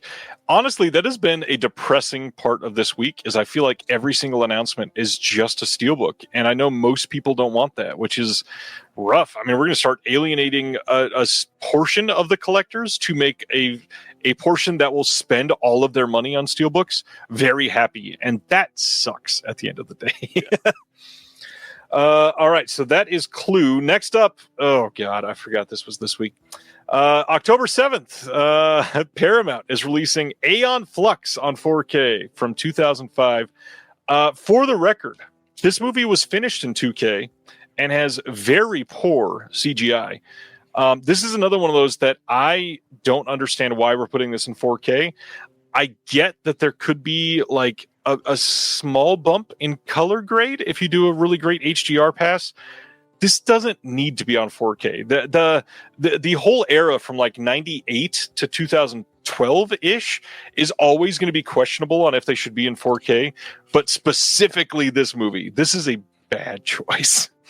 I have not seen this movie. I just remember that I saw like a clip of it where like she almost fell on some blades of grass that were like kind of alive and like super sharp, about to like get her in the chin or something. It was weird. Yeah. Yeah, Craig is exactly right. Because there are crybabies that are 4K or die, which will also kill the physical media industry very, very quickly if they don't stop. Hey, I put up a new interview this week with Anthony from Petroglyph Media. They're the ones that put out this Funeral Siniestro and Triangulo de Oro double feature. This is their first and still only release. I hope you check it out. They are a very, very small operation doing their best to raise enough to do a second title. And I think it's a good conversation. Nice and short, like 30 minutes. Yeah. Yeah, I listened to it. It was a very good conversation. Nice. Appreciate that. I wasn't going to do this. I was just going to sort of quietly drop it tomorrow, but fuck it. Why not? So I'm going to tease something that's pretty big. I put up a story on Instagram and Facebook today that had a picture of Honey, I Shrunk the Kids that said on Disconnected tomorrow. I am stoked that I have, other than Sean Baker, probably my biggest interview yet on my channel dropping tomorrow, and I still can't believe this happened. But I have the one and only Brian Usna stopping by for like a 75-minute conversation. And I mean, I just sit back kind of quietly for most of it and let him ramble about some of the best stuff. I hope people like this, and I hope everybody watches it because it is a big deal. Usna is one of the kindest, most generous people in the world. I don't think this is in the interview, but I brought Will on at the end, and Brian Usna is Will's favorite director of all time, literally. And this is why I wanted to bring it up, is because earlier we mentioned Society, and it is so timely to bring it up with him coming on tomorrow. But Will is going to have Brian Usna, who offered to zoom in to Will's class this fall. And that just shows you the type of person that he was. And it is wild that just offering from a name like Brian Usna is just second nature. He is so willing to be a part of things. I hope people like it. It's a good time. It's a fun interview. The edit was very difficult because I tried to put a lot of work into it, and I hope you like it. I'm pretty excited about that because nice. He's phenomenal. And it's always great to hear that people whose work you really appreciate are actually great people in real life. So, yeah. What other than Society, what are some of your favorites from him? I mean, his involvement with the Reanimators, obviously. Yeah. Wasn't he involved with the Silent Night, Deadly Night 4 Initiation? Yep. Which, that whole franchise is a lot of fun, except for 3. 3 is horrendously bad. I cannot watch that ever again. But all the other ones, great time. But yeah. I think 5 is underrated for sure. Also, wasn't there a movie that he was involved with, Necronomicon, that like, is there a release for this ever? Like, I tried to watch it some years ago and I couldn't find it anywhere. There is a release. It's in the UK or Germany. It's on Blu-ray, and I think it's region free. But it is, if I remember right, I think there's something with licensing that it's quite likely it will never be on in the US, unfortunately. Jesus. Jim says Brian Usna is a good friend of mine. He comes over to my house to watch Blu-rays. What in the world, Jim? That's wild. Josh says there's a French Blu-ray. Is that the one I have? Is that the only Blu-ray release, Josh? Huh. Interesting. One of the other reasons I want to talk about this is tomorrow, I think, depending on the timeline of Amazon approving it, either tomorrow or Saturday, the newest issue of the Physical Media Advocate is dropping, and there's a big piece on Usna at the end because Jeremy went to a Q&A with him recently, and we talk about him and a couple others, and yeah, it's you're going to enjoy it. It's a really, really great conversation. Next up, let's get into the, quote, biggest news of the week, which everybody makes a big deal about. September 23rd in the U.S. here, we are getting a standard release of a Nightmare on Elm Street 4K 7-film collection. The UK release is going to be the day before. It'll be on the 22nd. This is going to have the theatrical and uncut versions of Nightmare on Elm Street and A Nightmare on Elm Street 5, The Dream Child. They're going to have 3D glasses for the portion of Freddy's Dead, The Final Nightmare. And it says there will be blood-curdling special features, and we don't have release details on that front yet. Now, this is crazy. Everybody went nuts for this. You can pre-order this still. It's available on Amazon. The Steelbook collection for this that we're going to be talking about in a few minutes as well, in the U.S. seems to be out of print already, and that happened before it even technically got announced, and there was artwork for it. But we're going to talk about the artwork in just a moment. But first, your feelings on Nightmare on Elm Street. How do you rank it across the other franchises? How do you feel about it? I think it's a really good franchise. I quite enjoy it. I mean, it's no like Phantasm franchise, I will say. Like, that's my favorite. But no, it's very strong. It gets talked about up there with Friday the 13th for good reason. Halloween franchise, not for good reason. But I don't like this artwork. Like, it looks just super lazy and just like, can't you do something kind of interesting? Historically, other than the theatrical posters, which are incredible, I've got one of them up on my wall up in the corner there. The Nightmare on Elm Street artwork forever has been real bad. And I don't understand why. It is literally the most iconic horror villain maybe of all time. I mean, he was a pop culture phenomenon for years. And we can't get anything better than this. Drink some water from him. Yeah, this is even that. It's good. It's not great. Yeah, I know. But yeah, the poster, the original poster art for those movies is unreal. For all of them, they're all great. They should have just taken that same art style Yes. and applied it to this. I mean, come on. Yeah, it is better than that AI art that other YouTubers went nuts for a few weeks ago, but that's not saying much. Yeah. But this is what made people most excited is we got the cover art from the German site Play on Pictures.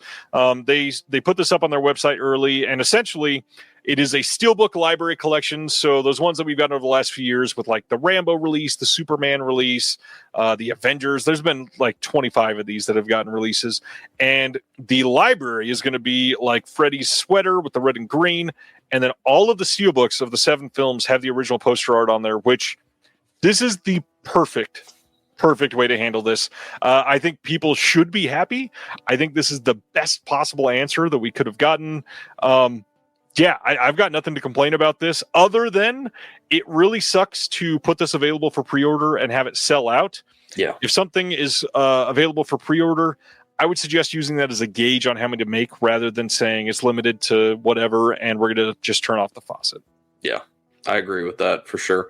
But this does look great. And it makes me consider getting it because what I have currently was their DVD library of the movies. Yeah. And that one's decent, even though it's had like that's the one with the crappy snapper cases, right? Yeah. Mm-hmm. The art on there though is not bad. It's probably the best that we've gotten on physical media. Yeah. And I love everybody saying, let's see, Mozart's Ghost says, I want actual fabric on the outside of the steel locker. We're probably not going to get that. Sibner has a theory that the red and green is going to be like a see-through PET slipcover around it to protect it, that you'll take the sweater off to get into it, which I think would be pretty cool. Nipples under there, like burnt nipples. It'll be the dirty work art again. Yeah, that'd be great.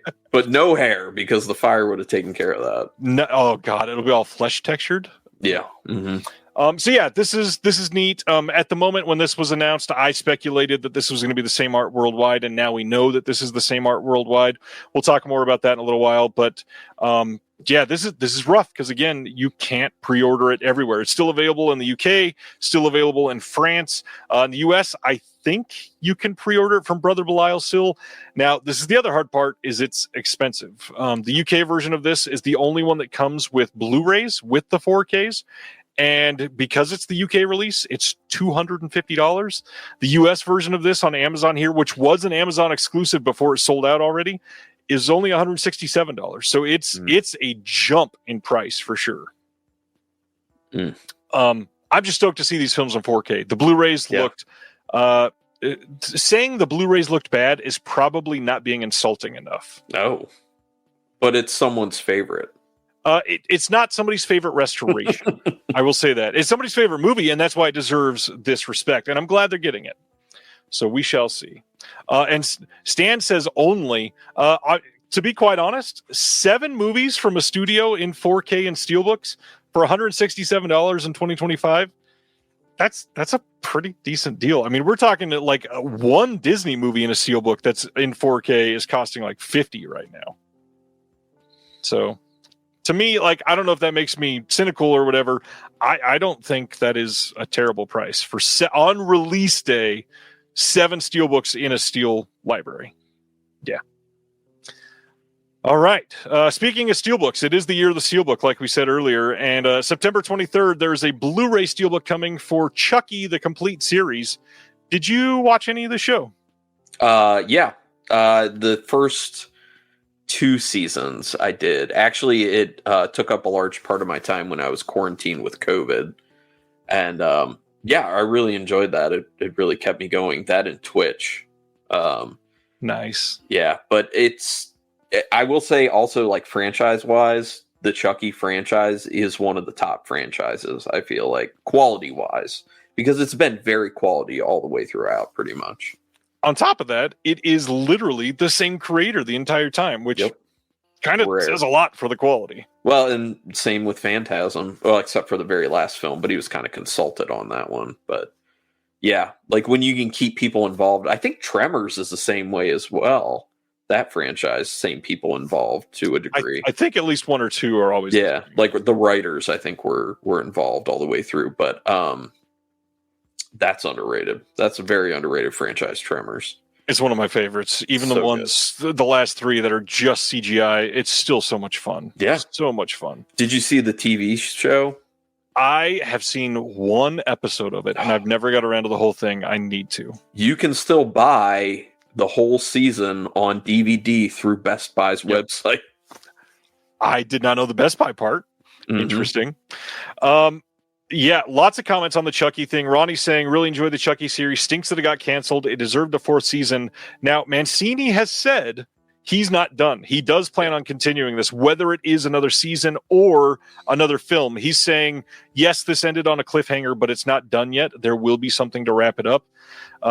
So look forward to that. It's Mancini. He's probably never going to stop at this point. Yeah, no. Let's see. Chucky is so wild. It took huge swings and I loved it. I gotta be honest, I've still not seen any of the show. I need to.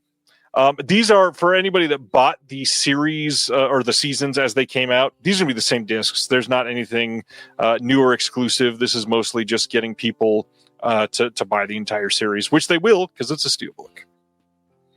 And as we just stated, Steelbook fans buy everything. Oh, gosh, Josh, you were so right. Josh says the amount of weirdo right-wing hate for this series is a bummer. Yeah, I got one of the most hateful DMs that I've gotten ever for Disconnected this week. Literally, somebody said the words Sieg Heil and sent me 2 pictures of 8 balls, which if you are familiar with hateful rhetoric, you know what that means. But Jesus Christ, it was unhinged for sure.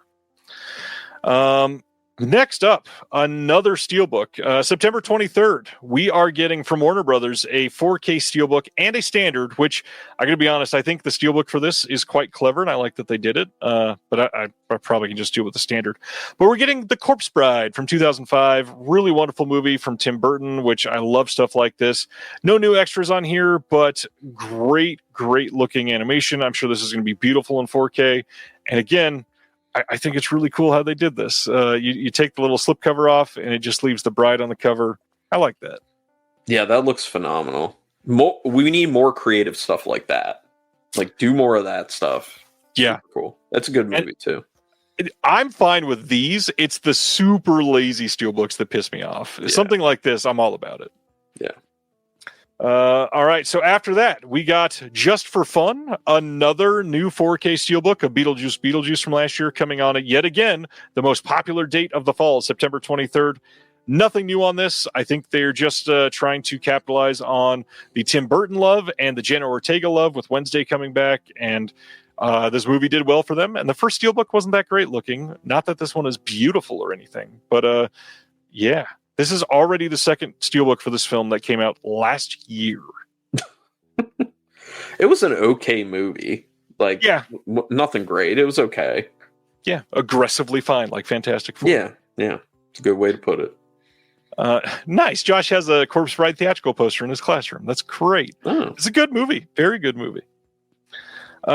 Okay, so there were some people speculating on this, and we got some answers on, yet again, the most popular date in the world. September 23rd, we are getting standard 4K releases of the entire Sean Connery run of James Bond.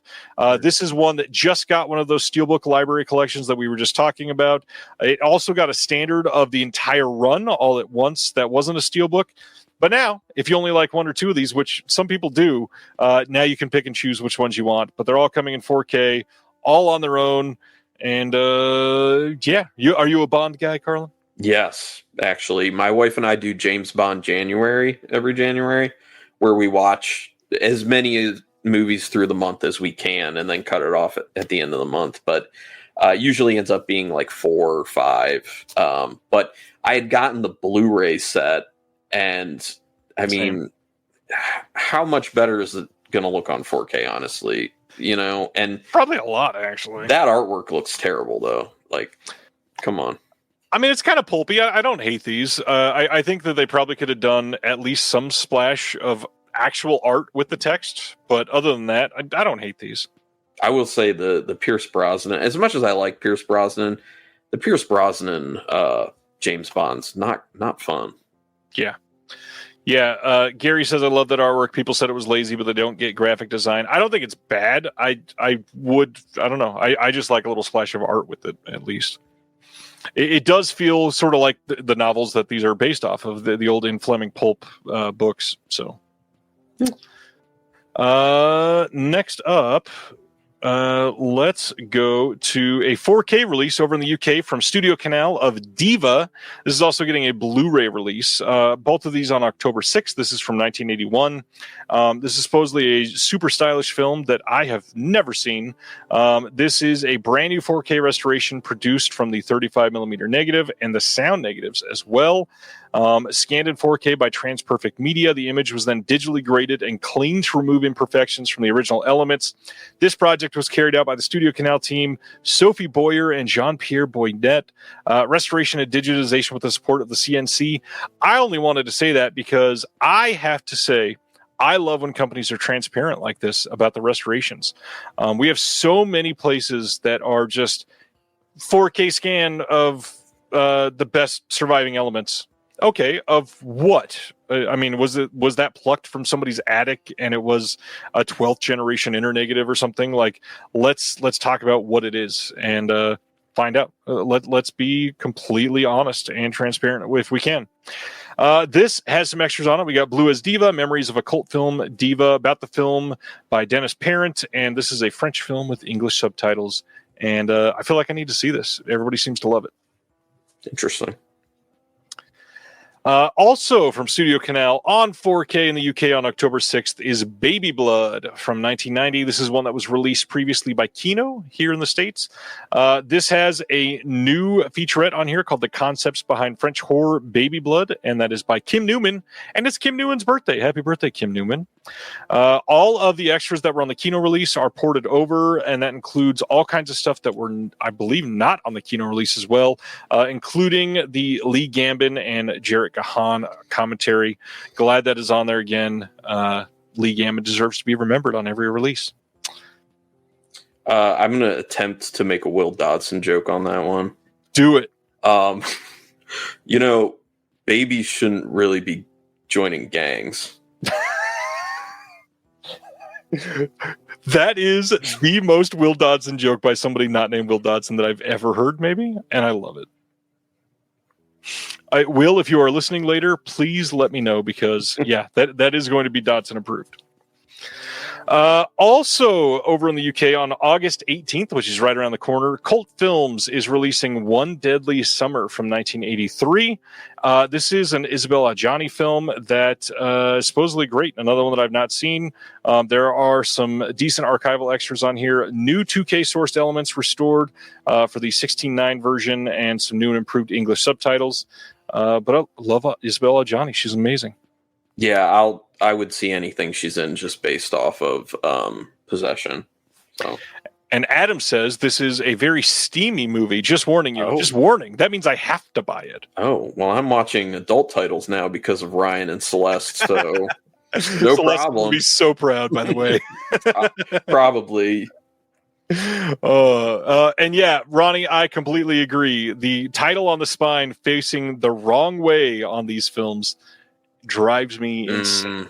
Yeah.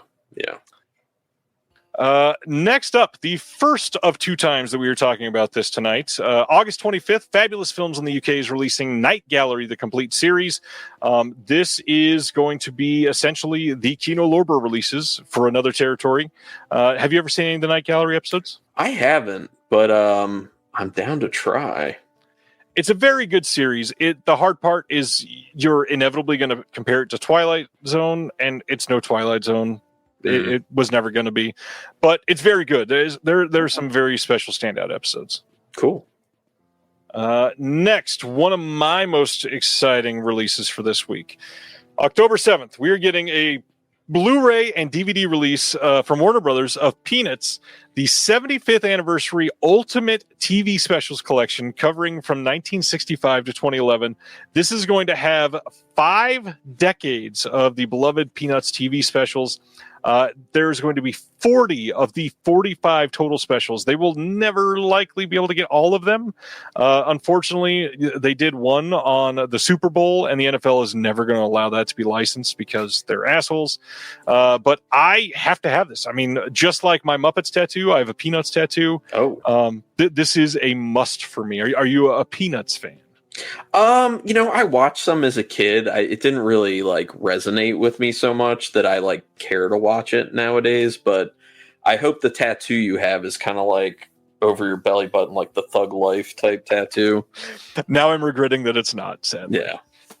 It's on my leg, but it is very sentimental. My wife calls me Snoopy, and I call her Woodstock. Oh, that's cute.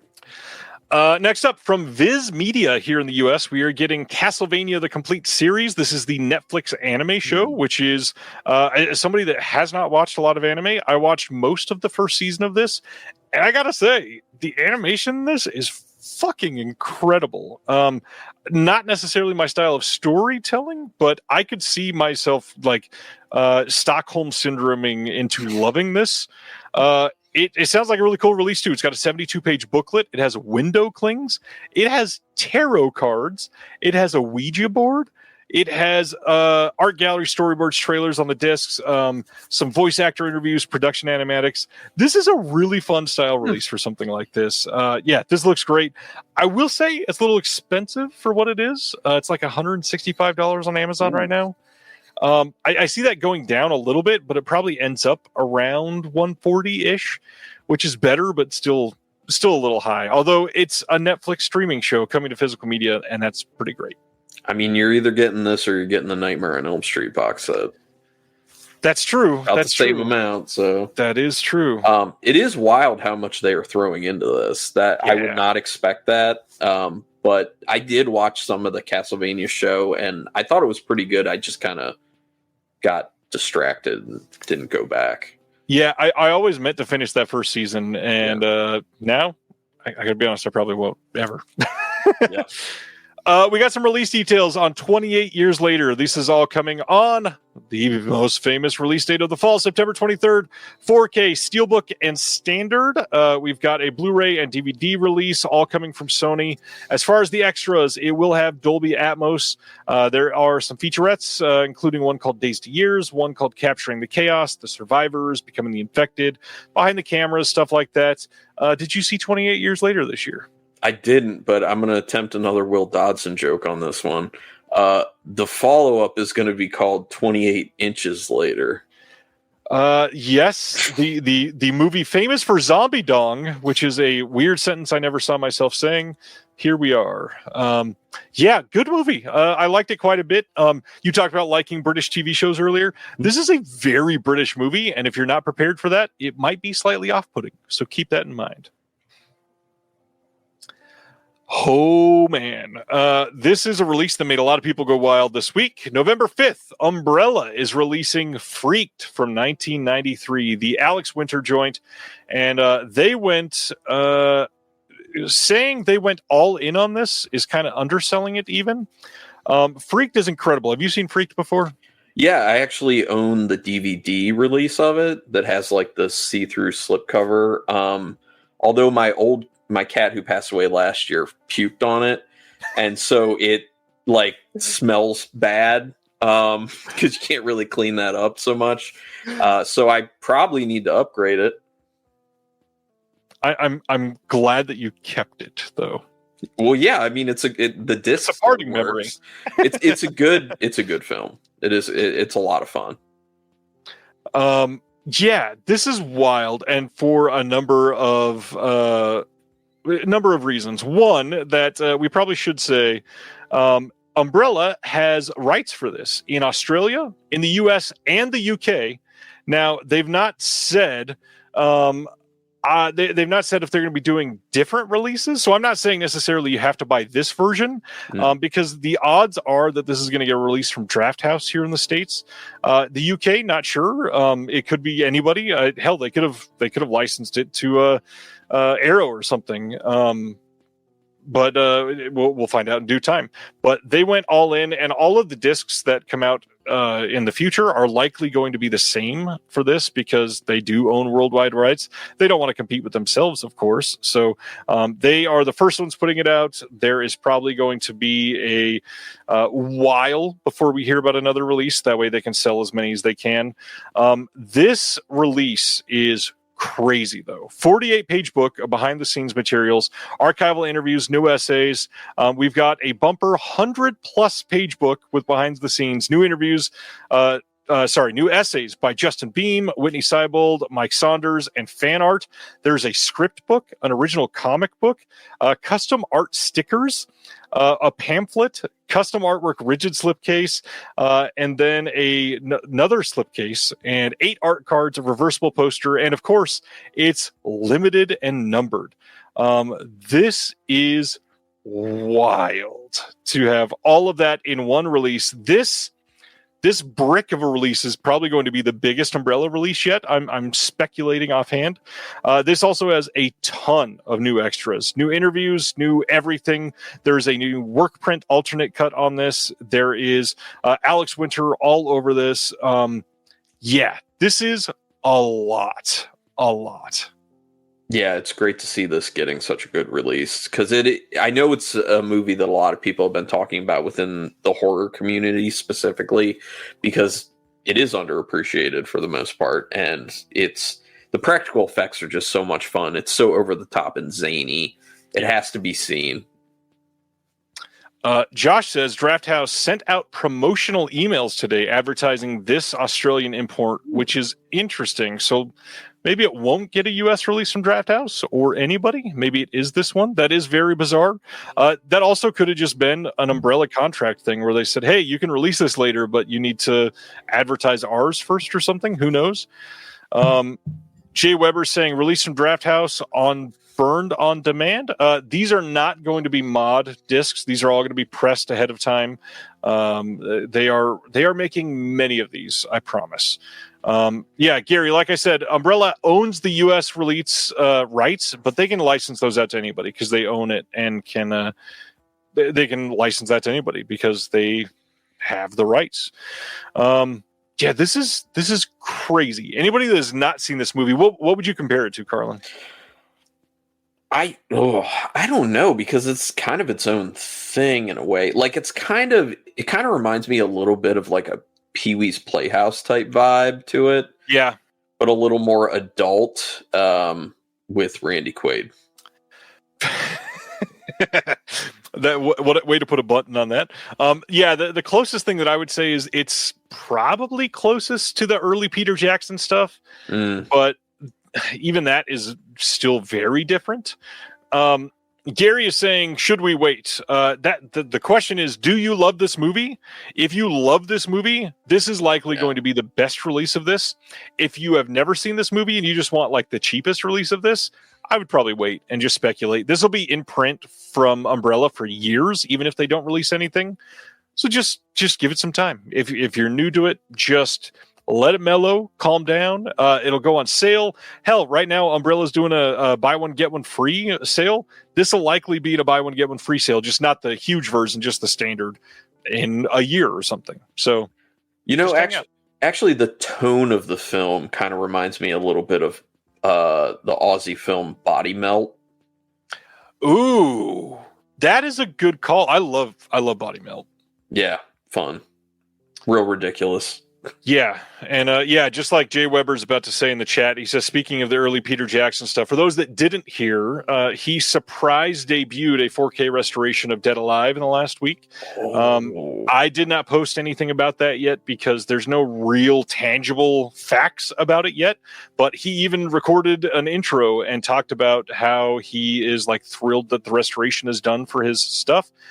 So fingers crossed, we are likely going to be hearing 4K announcements for Meet the Feebles, Dead Alive, and everything here soon. I know one of the big ones that people have been asking about recently is The Frighteners. That got a German 4K release from Turbine about 4 years ago. Now, from what I've heard in the past, this is an open secret, I'm not like revealing anything. Arrow put some of their postcards in some of their titles years ago that they were releasing The Frighteners. They still are. From what I hear, the stipulation was that Turbine had a 5-year exclusive window on their release, and we're coming up on 5 years. So the Arrow release of that should be coming in the next 18 months or so. I would buy that. Love Friday. I just hope it has the documentary with it, because the documentary on that movie is great.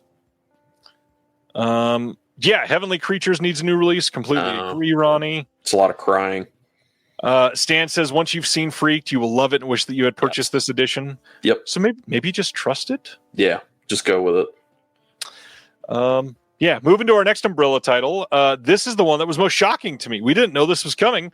November 5th, we're getting a Blu-ray in Australia from Umbrella of Cecil B. Demented. Are you a John Waters guy?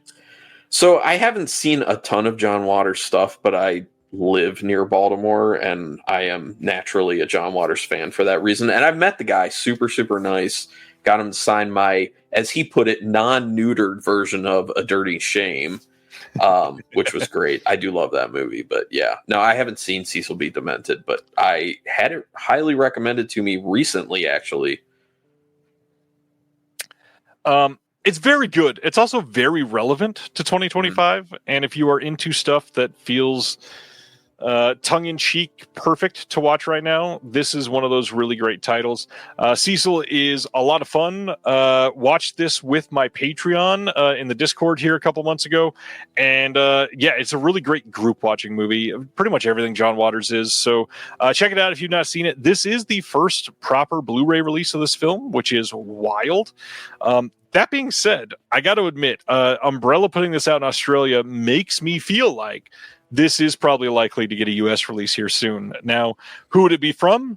The odds are probably Criterion. I mean, they've done most of the Waters catalog. It would be probably in their best interest to do it here in the States as well. But it's a fun movie. It's also very different from Waters, from the rest of the stuff, if you've seen some of his other stuff and not the later stuff. There are a lot of people that feel like there is a very clear line of classic Waters and then not great Waters after that. I don't really agree with that, but this does fall into the later stuff, obviously, with it being released in 2000. This does have a 48-page booklet with it, this custom artwork case and all that stuff like they always do. And then new stuff. This has the John Waters commentary that was done previously. There's a new interview with John Waters. There's even a new interview here with Melanie Griffith, which for Umbrella to get that is really, really surprising. So that's showing that they are going all in on something like this. I have a feeling that this is going to be a pretty incredible disc. If you love John Waters, Criterion is never going to do anything to this extent. This feels like a must if you're a Waters fanboy. I didn't even realize there's a new interview with Mink Stole on here. So check that out. This is a great release. Cool. Next up is The Fire Within from 1963. Not one I've seen. This is a film that's going to have a 48-page booklet as well. New artwork as usual. They've got the art cards, a reversible poster, new audio commentary with Adrian Martin, who is a very scholarly commentator on the releases that he does. This is directed by Louis Malle. We got Louis Malle speaks on his movie here. And there is a piece by Kat Ellinger as well. If this is a big release, I would say, if this is a big release for you, again, this is probably the best it's going to get for quite some time. We don't know anything about any U.S. releases coming, but this is good looking release. So have you seen anything from Louis Malle? I have not. I will say, like, this, when I'm first seeing this artwork, I'm like, this isn't my bag as far as artwork goes, but as you were like going through the photos, I was like, it's kind of alluring though to a degree. Yeah. I've not loved everything Louis Malle that I've seen, but when he hits for me, he hits hard. And I would say the same thing. I've not seen this one, but it definitely feels intriguing. Aaron says he loves this movie. There you go. Let's go to our next one, which is the last of the Umbrella titles, and that is All of Me from 1984, also coming on Blu-ray on November 5th. If you recognize this title, that's because this just got a Vestron release, which is still very odd to me. Here in the US from Lionsgate Limited, this is the Steve Martin film with Lily Tomlin. This has a 48-page book with essays by Cynthia Wang, Nadine Whitney, and David Michael Brown.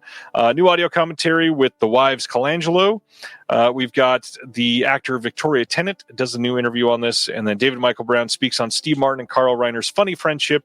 I don't think I've ever seen this one, and I definitely want to see it. The art on this is an odd style, but I do like it more than the Vestron release. But any thoughts on Steve Martin or All of Me? Have you seen this one? I haven't seen this one, but I do typically like Steve Martin stuff. Yeah. So I would be interested to see it. I don't think I'm going to buy it. Adam says it's top tier Martin. That's interesting to hear. Yeah, I've never seen it either, Noodles. I'm very curious. This looks fun at least. Okay, this is the second time we're talking about Night Gallery. Imprint has done this quite a few times. If somebody announces something and they have it coming, they kind of rush out and say, hey, don't forget about us. We're also releasing this. And they are putting out Night Gallery, the complete series, sometime soon as well. This is going to be packed with special features, housed in a limited edition packaging, kind of like they always do. There will be a hardcover booklet, and it will have all kinds of new stuff on it, guaranteed. No clue when this is coming out. They've kind of pre-announced a lot of these, like they're doing Jade. They did the same with The Keep. They've got a lot of really cool stuff. In fact, tonight they're also announcing their next title, which is a 4K sci-fi film from the 80s, and pretty much everybody's speculating that they're going to have a really fancy edition of The Thing to make us all jealous of. So, yeah. This one is interesting. So for Imprint, they had announced a huge bundle of Hitchcock things just last month. And for a while, two of their Hitchcock releases were, you could still see them on the site, but you could not order them. And now we finally have an update. People were starting to get emails saying, thank you for your pre-order of the bundle. Unfortunately, they've been delayed to October 29th, which is the first red flag. And they also said now these are only going to be limited to 1,000 copies, and there will be no standard edition. On top of that, there was news of them removing a couple of special features that were previously announced. So some details on this. They said, we've had many questions on the state of these upcoming sets, and after some unexpected production delays, we are thrilled to now move ahead with these with some changes. Both will be strictly limited to 1,000. Every single copy will be individually numbered, and there will be no standard edition for these collections at all. It's now on October 29th to compensate for the delays. And the documentary Becoming Hitchcock, The Legacy of Blackmail, has been removed entirely. And then there's an audio commentary that was also removed. Now, to me, because of the way they pulled it down, it seems to me... Josh is pointing out that literally just a minute ago, Imprint announced Life Force. Not the thing. So there's a big fancy release of Life Force out there. Well, that sounds good.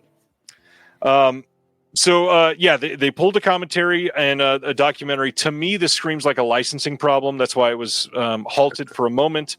And something happened behind the scenes. Somebody found out they were releasing this and said, whoa, you can't do that. And now they've been forced to change their release, which sucks, especially for the documentary. I did want a disc of that one. Wow. Yeah, this really sucks for people who didn't necessarily get in on the pre-order, but found out about it later and were like, oh, I'd like to pick that up. Well, guess what? Yeah. You can still order this from a couple places, but it is selling quickly. People are buying this simply from the idea of FOMO. And don't fall prey to that if you are not like incredibly interested in these. That being said, there are a couple titles on here that have not been on Blu-ray before, and that it's Hitchcock. So for a lot of people, that is enticing enough. Orbit had them earlier in the U.S., and as far as I'm aware, Imprint still had some copies just a couple hours ago. So if you're looking for them, these will be pricey 3 months after release. These are probably going to go for big, big money. Next up, TerraVision posted a bunch of updates and kind of really excited about some of these. So the big one is Suddenly in the Dark, The Devil's Sword, and Children of Violent Rome are all shipping now. Things have been fixed from their manufacturer who had a major problem. Behind the scenes, there was a lot of shit that was causing some of the biggest anxiety I've ever seen Brad and Ryan go through, and I'm glad they are past it, and we can finally look forward to the rest of the year. Following those, because of the manufacturing for those being delayed, Invader, Sledgehammer, and Arbor Day were all kind of pushed back ever so slightly to get those fixed first. And so those are coming, but it will be in the next like handful of weeks. The Gatorbait collection has been slightly delayed because we found yet some more reels for Gatorbait 2, and we're still hoping to get a perfect candidate to put the entire Gatorbait 2 in 4K from the elements.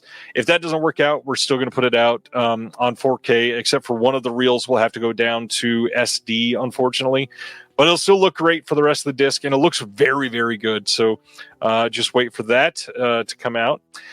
And now the big thing is their Video Club subscription, which if you're not aware, TerraVision, sort of like Vinegar Syndrome, they do this whole subscription model thing where you can get a certain number of titles and then not have to worry about them. You get everything they put out, whether it's 4K, Blu-ray, deluxe package, whatever. They are keeping those. However, because manufacturing costs have gone up, they've been doing the same prices for years, and they've raised the prices ever so slightly. And they've also changed the tiers that you can get. So they used to have 10, 20, 30, 40, and 50 title tiers. That's a lot to choose from. And for a lot of people, if you're getting 10 titles and they announce 10 titles in the next 2 months, it can feel very like, oh, I was a subscriber and now I get nothing. I'm already out. Why did I subscribe? So they raised that a little bit. And so now you can get 15 titles, 30 titles, or 50 titles. And the prices are still very, very reasonable, in my opinion, at least. So for 15 titles, it's $373. For 30 titles, it's $666. Of course, they had to. And then for 50 titles, it's $1,040, which is still like a crazy good price, especially because you still get free shipping here in the U.S. You also still get access to the Clubhouse, where you get warehouse wholesale pricing on everything that they do. And the big thing is, if you're already a subscriber up until the date of when they are making this change, which is I think it's August 9th. Let me verify before I say that out. Yeah, August 9th. That is the date of the price changes. So up until then, all of those old options are still available. And this is so cool. They're telling you now, if you like those old prices and don't want to pay more later, you can go subscribe now and keep that price as long as you have an active subscription. So you can just keep subscribing at that same price as it keeps going on. Now, of course, something could change years in the future or whatever, but that is really cool that they're giving you like a 10-day warning to go subscribe at the old price now. Yeah, I mean, that doesn't surprise me with the way they've been doing things. And I am a subscriber, although I'm not the best subscriber because I keep emailing and saying, I don't want this one. I don't want this one. I keep kind of deferring, but I actually have gotten to a point where I'm like, you know what? I'm just going to let it ride from now on. Just whatever shows up, it shows up. I will say, the end of this update, they tease something, and it says, most important of all, TerraVision's 13 Weeks of Halloween starts August 8th. I will say, the rest of this year and the following handful of months for TerraVision are going to surprise the hell out of some people. All right, well, then maybe I need to increase my subscription. There are titles coming that people are going to be shocked TerraVision were able to get, and the extras that we are putting on there are incredible. You are very much going to be hearing a lot more from TerraVision in the coming months. I am very excited about that. Just wait. August 8th is going to be the kickoff, and there's, 13 weeks in a row, and doing it right this time. I know they tried this before, and it floundered, but it's going to be a lot of fun. Next up, just earlier today, Flickr Alley announced September 9th they're releasing a Blu-ray of their Flickr Fusion series, getting He Who Gets Slapped from 1924, starring Lon Chaney. This is center stage as he, a tortured clown whose signature act is receiving an endless series of slaps to the face, essentially as part of therapy for him in a way. This looks like a really loaded release. I'm so stoked that they're giving this much love and attention to this. It's got a commentary. It's got animated shorts that have been restored from the Max Fleischer library. It's got an original featurette from 2025 that explores the early days of the MGM's beloved Leo the Lion, which, as an animal lover, that's awesome to me that they're putting that on there. It's got a booklet insert. I love Flickr Alley's releases. This looks great. That artwork, it kind of makes me think that that's what the sequel to Hundreds of Beavers should look like. Just like it would be like hundreds of clowns next. Yes. That would be terrifying for a lot of people. Dustin is asking, are TerraVision planning another YouTube video for the 13 weeks of Halloween? I will say the answer is no. They're not planning another YouTube video for 13 weeks of Halloween. We're going to have a lot of fun with it. Just you wait. Next, Sony is releasing a 4K steelbook, as usual, of The Quick and the Dead from 1995, coming on October 7th. This looks, to me, I believe, the exact same 4K release that was released previously. I don't think that first one had Dolby Vision, and this one did, and that's what Sony does. They re-release things and slap Dolby Vision on it, put it in a steelbook, and say, hey, give us $40. This is a great movie, but I don't think I need another 4K release of this one. Yeah, I don't own this, but maybe I should. Have you seen this one? Yeah, I've seen it. There's this thing with me where I have this kind of, I'm drawn to movies that have like a tournament aspect to them. Like kind of like Mortal Kombat, Quick and the Dead, like that type of thing. It's like now this person versus this person. Yeah, I don't know why. It's a good movie. In fact, it's a great movie. It's got kind of a mind-blowing cast for anybody that's never seen it. It is certainly one to look into. It's 1995, so some of these people are young, but it's great. Really, really great. Next, another update from Air4444, who have said that their latest limited editions of PMAC, Alone, and Mermaid Legend will finally be shipping starting the week of August 14th. This has been one of the longest-running sagas of 2025. This in the Bravido Giallo box set from Cauldron, which is also shipping as of right now. This is going to include standard editions, which were also ordered from them. I don't know what happened behind the scenes, but they have had a hard year with manufacturing. everything. It has been so bad that on this graphic, they even say at the bottom, please contact us if you have address updates. That's how long it's been. They expect that people have moved since they ordered stuff. So this is crazy. If you need to update your address, contact them and they will help you out. I do not envy the emails that they have probably been receiving for the last 7 months. No, sounds like a nightmare. Next up, another weird update. Kino announced that their packaging for the airport 4K box sets will have to be changed. So they say the key art for the slipcase and digipack of the airport box sets will be revised. We will share the new art with everybody soon. The street date for this may also have to be changed due to this unforeseen delay. Now, a lot of people are asking why. The honest answer here, you'll never know why. This screams something legal that they had to change or update, and we will never have that answer unless somebody from Kino leaks it or on a stream in 4 years or something. This feels like what they had to do with the extras on that Columbo box set. But to me, the art here is good. It's not bad art necessarily. It's probably where there's something in the original contract that somebody had to have top billing on anything to do with this film or something like that. And so we'll find out soon about that. But if you were waiting for this, just be advised you may be experiencing a delay. The original release date was September 30th, so it's not so close that they couldn't meet manufacturing, but depending on when that can get approved, they might have to push it back further. Okay, so today, the art for the Nightmare on Elm Street 4K Steelbook that we already talked about has officially been revealed for the US. And yes, they are the original theatrical posters, and the big thing is that we can zoom in on here and find out some things like Dolby Atmos is probably present on every single one of the titles except for the two that are uncut. They don't have Dolby Atmos on those two versions. They will include 3D glasses in the release, and then I don't know if this is to be believed, but if you zoom in here, there's a certificate of authenticity, and it shows that it's out of 4,000.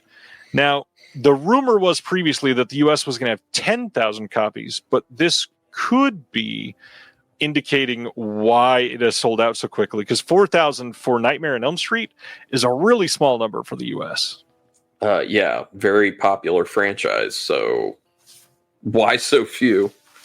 It's a good question, although manufacturing for this is definitely going to cost them a fortune, although they would make it all back immediately. So I'm not sure.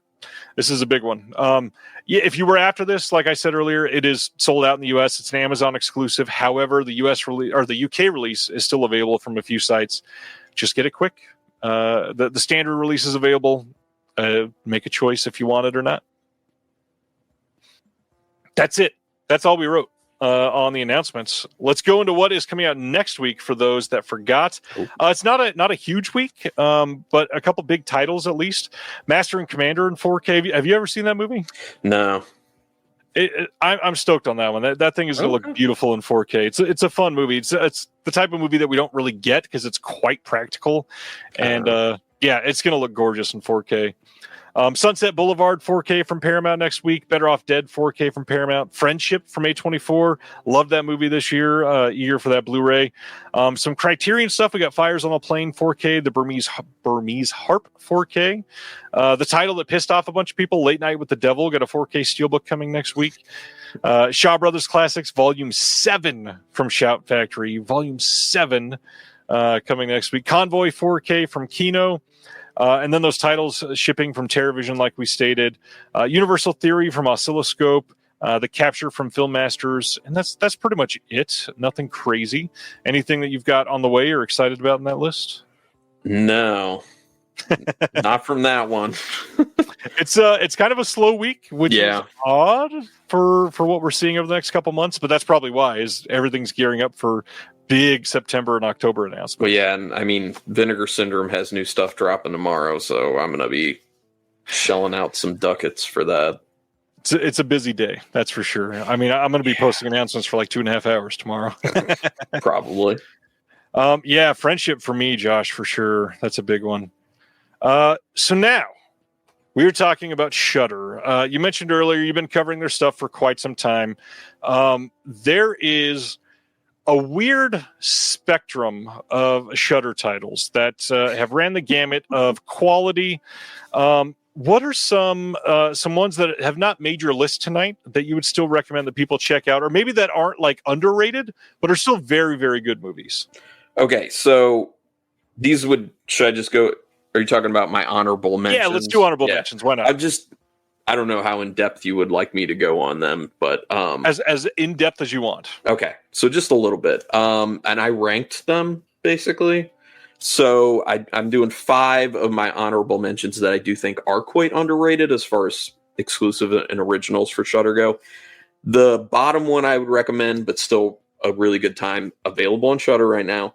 Vicious Fun. Smaller budget film. The acting's not like the best, but the premise is basically this kid who gets into this weird situation where he kind of accidentally stumbles upon a serial killer's support group, and then he kind of gets found out, but then he gets his ass saved by a woman who is going after said serial killers. And it is, as the title says, it's fun. It's vicious fun. It has some vicious moments to it, but it's also really fun. It is funny. It has some good comedic moments to it. Plus, it has a really underrated actor, Julian Richings, who's an older fellow, but he kind of came on the scene for a lot of people with Anything for Jackson, which was another Shudder, I think, original, actually, and did a really good job in that. But he's particularly fun in it. But it's a really fun film. Have you seen Vicious Fun? I think so. I made a weird list that Shudder's got some of those titles that I know that I've seen them and I can't remember anything about them. Yeah, sure. Yep. This is one of those. Yeah, there's some for me like that for sure. It's tough because they, like, over the years they've cranked out a lot. Yes. A lot of stuff. Yep. Yeah. I think does this one have a Blu-ray from Shudder? I don't think so. Okay. I don't think so. Yeah, and a lot of those earlier ones they did get a lot of Blu-rays, but unfortunately some weird ones that were actually like pretty decent never got some discs. So yeah, I probably need to rewatch this one. Worth it. All right, next one from you. All right, my number 4 is After Midnight. So this one is actually not on Shudder anymore, but it's free on Tubi, Pluto TV, and Hulu. So you can check it out in all those areas. It was done by Jeremy Gardner, who also did The Battery, if anyone's seen that. Really low budget film. Also has Bria Grant in it, who does a great job. Really good acting for how low budget it is, but it's a really well done story about a guy who's basically dealing with a creature outside of his house that comes around after midnight. But it's more than that. It's more of like an emotional thing about like where he is in his life and kind of like some loss in his life. And yeah, it's really well put together, and it's one that a lot of people should see. So After Midnight. This is one, and don't feel bad or anything. This was on my list of 5. I think this is highly, highly underrated.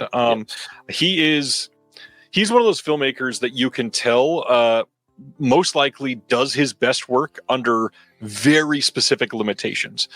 With this and The Battery, yes, it is quite obvious that he didn't have even like a moderate budget. They are both quite small, but he pulls things off with these that other filmmakers would dream to do. He definitely has skills that people do not display on other films. I probably prefer The Battery at least a little bit, but After Midnight is very, very good as well. Yes, this is definitely one that if you've not seen it, highly recommend checking this out. And this one, I believe, did get a Blu-ray release, at least one.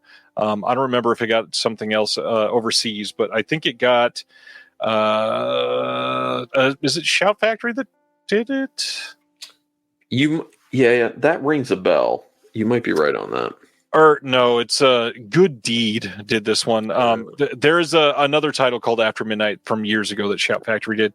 Oh, Arrow UK did it. That must be what I'm thinking. Thanks, Josh. Perfect. All right. So that's one from my list. What else you got? Let's see if I can knock some more off. Number 3 for me of the honorable mentions, and this one did get a physical release, Summer of '84. Yeah. This one is available on Prime, Apple TV, and YouTube currently, so you can check it out there. It's got like this kind of like summer vibe to it, like kind of like It or like The Goonies, something like that with young kids. And they're basically in this neighborhood and they think that one of the neighbors in the neighborhood is potentially a serial killer. So it's about them kind of trying to like convince the other adults there that's what's going on. But there's a lot of like cool like hijinks with the kids going on and like camaraderie, and it's a really fun film. And there's one part towards the end of the film that it's very intense, and you might not see it coming. Highly recommend Summer of '84. It's kind of jarring at the end of this because it is the rest of the movie doesn't really fit that vibe, but they sort of like I think they sort of just made like a very particular choice to say we're swinging for the fences at the end of this, so that when people walk away, they're going, whoa. And it works, I think, because if you left it like feeling like The Goonies or The Burbs, I feel like this could have felt a little samey to some other films, sort of like Disturbia with Shia LaBeouf ever so slightly in some of the scenes. But the end of this is very good, and it goes from like a preteen level of movie to very much like like this movie was made for me type of ending. Yeah, and this one came out kind of many years ago on Shudder, and a lot of people just panned it. And got a 4K from Gunpowder and Sky, which looks incredible. It's good stuff. All right, I guess I'll go to my number 2. This one is free on Tubi at the moment. I do recommend a palate cleanser after you watch it. It is Incident in a Ghost Land. I've not seen this one. So this one's done by Pascal Laugier, who also did Martyrs. So you might know what it's going to feel like a little bit. Not good. It is a very good film, though, but it's a home invasion. It's basically like these girls who grew up and their mom was trying to fight off these home invaders and ended up getting killed. And then they come back together many years later and some weird things end up happening. But there's a point in this film where things really flip on you, and it's a lot. I got done with that movie and I was just like, I cannot go to bed right now. I need something else to make me feel better about the world. But it's a very good film. Some iconic imagery from this movie. It's got a very like memorable poster with the face on it.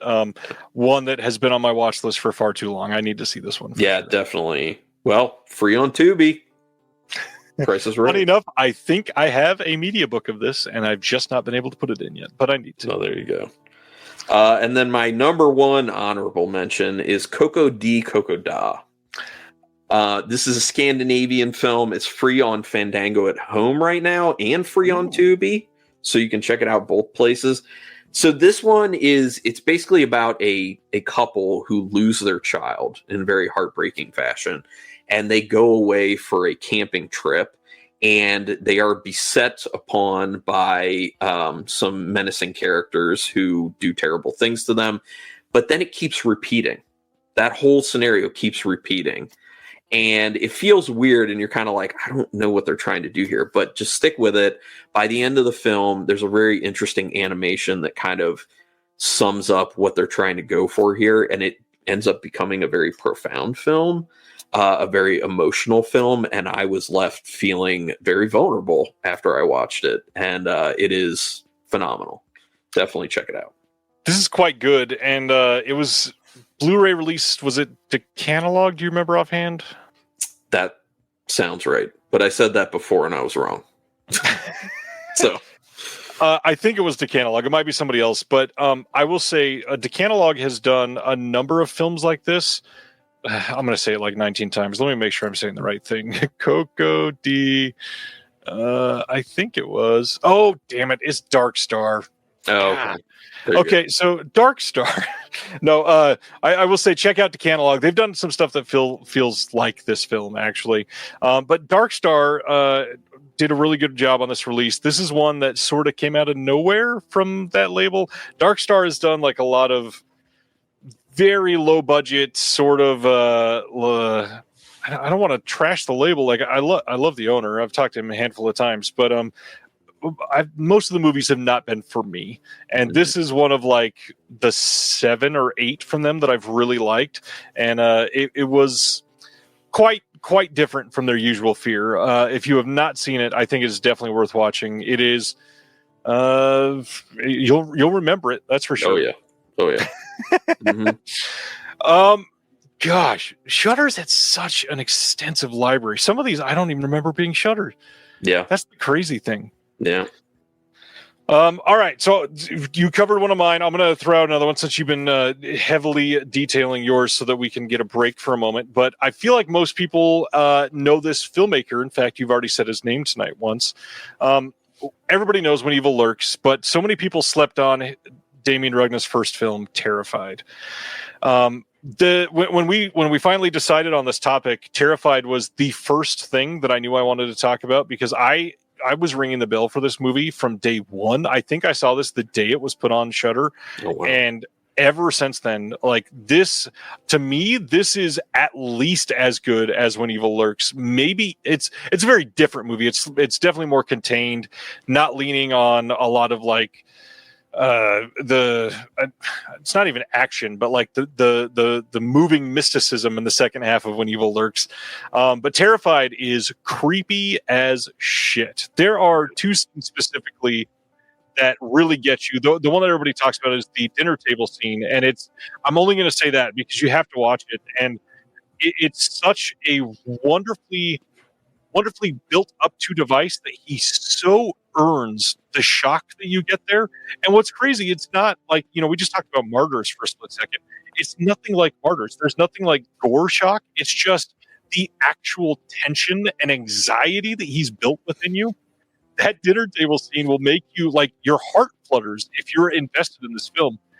The other thing that I really love about this movie is in the second half of the film, it starts to get this awkward, surreal vibe going on that doesn't happen in a lot of films, especially in the US. And because it's this Argentinian, really great sort of like very unique take on this mythological sort of mysticism. I don't know the best way to say that, but it's like a very spiritual movie at the end of it. I think that they approach this movie with the way that gives it just this great dignity and very unique feeling. It does not feel like an American film in any sense of that. I've actually not seen it.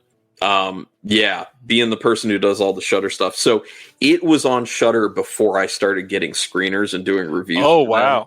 So there were a few movies that like I never found myself going back to take care of them. I did want to, but I just got wrapped up with other stuff. Yeah. But it's been on my list. I have seen the clip of the dinner table scene you were talking about, though, and it was masterfully done. And even outside of the context of the whole film, It had a lot of impact for when I saw it. So, yeah. One more scene that I really wanted to shout out is there's this one thing where this couple is looking across the street through the curtains of their window, and it's one of those things like we see in a lot of American horror movies where they do like the mirror trick where they show you a mirror and some like empty scene. And so you're blatantly thinking, oh, when they close the mirror, something's going to be there. And it's not, but they do like the violin strike to scare you, which is so dumb. This way that they keep approaching the window is such a, I don't know, it's just this unique way to like cause dread in a viewer that is truly invested in the film. And it shows just getting immersed in these movies will cause you so much more joy, like dropping your phone, seeing these in a theater when possible, doing something to be able to make these just your sole focus. It makes these movies so much better. Agreed. Definitely. All right. What do we got from you? Number 5. Okay. So you didn't want to do more honorable mentions? I'll bring up a couple at the end. Okay. I don't want to cross everything on your list. So just in case you're going to say them. Okay. So getting to my actual top 5 list of the most underrated, my number 5 is The Headhunter. Now this one is extremely low budget, It's basically about it's like medieval setting, but it's kind of like fantastical, where it's this guy who literally is a headhunter who kind of goes out for his kingdom that he's a servant of, killing creatures, killing like these mythological creatures. There's no dialogue whatsoever. The sound design is great because obviously it sticks out with no dialogue. It's shot really well. It's very like kind of bleak looking. There is an interesting like undercurrent of a story there, and it's amazing what was able to be pulled off with like no budget. I actually had the honor of hosting a watch party, and the filmmakers Kevin Stewart and Jordan Downey actually attended and talked about the film with us, which was super cool. Which, by the way, they did Thanksgiving for if people wanted a reference for other stuff they did, but also a segment. Jordan Downey did a segment in the most recent VHS that Shudder put out as well. That was the best one of that group, honestly. But yeah, Headhunter's so good, so unbelievably underrated. Anyone I talk to, no one's even heard of it. You got to check it out. It's free on Fandango at home right now. I've never used Fandango at home to stream. And that sounds fantastic. I didn't know they had so much available that is like that. They did. This did get a Blu-ray release over in the UK from 101 Films. Did it get one in the States? I think it did. I remember seeing a physical release of it at some point somewhere. Okay, it looks like it got a German release maybe, and the UK release, and that is it. But the UK release is really good. I wanted to look this up because I remembered this being short, but I didn't remember how short. It's 73 minutes. This movie is really good. This was on my honorable mentions list, so it's kind of perfect because this is another one of those movies that you can just tell looking at this, they didn't have to have a budget for this. They do so much with so little for this, and there's so little dialogue, and it's literally just this incredible like world that they create visually that you immediately get lost in, and I feel like hardly anybody has seen it. Noodles, the title is The Headhunter, and this is from oh gosh, I forgot what year. This was like 2018, 2019. Yeah, like sounds about right. Very, very good. And the 101 Films release, I believe, is still in print, and it's a solid disc. I know 101 Films is kind of hit or miss, but it's one that I had to get from them. I've got it right up there. It's genuinely a great movie and for sure worth watching. And the hard part is, again, it's short and it's not a lot of dialogue, so it's another one that you kind of got to force yourself to put the phone down and really immerse yourself in, because without the dialogue, it's easy to get lost, but it's rewarding. You'll appreciate it. And that ending, I did not see the ending coming, and it's a good ending. So satisfying. My next one, I was going to ask you, hoping that you are the expert on this one. The movie is The Furies. Is this a Shudder? Is this a Shudder original or exclusive? I think it is. I think it was an original. That was towards the beginning of when I started covering these things. So this is not appearing on list when I find like the list of Shudder originals, but the Blu-ray release says a Shudder exclusive, so it's got to be one of the ones that they distribute or something. No, it definitely is, because I remember getting a screener for it and reviewing it. So 100%. The Furies is one. This was on my list because we're talking primarily about underrated. This is not going to be like the best film on my list tonight, because there's a lot of problems with this movie. However, very underrated because the story here is compelling. The writing is pretty good. The acting leaves a little bit to be desired, and unfortunately, because of the budget for this film, some of the effects are going to take you out of it in a couple of the scenes. That being said, this is a damn fun movie. This is about a woman that gets kidnapped, and she wakes up in this, I don't even know what to call it, like this area. Yeah, and, it's kind of like like a desert, but with trees. Yeah. I don't know how to describe this. It is essentially a game where she is being hunted by these masked dudes, and then finds out that she's not alone. There are other people being hunted as well. There are some gnarly deaths. There are some really intense scenes of like cat and mouse type of running. It's a very good movie, and I feel like it came out It got a lot of talk for like a week, and then everybody forgot it existed. The Furies is quite good, deserves a watch. It is a lot of fun, and I know that things like Battle Royale and the Hunger Games and all these other things that are sort of similar, but not at all like the Furies at the end of the day, sort of, cast a large shadow over this movie.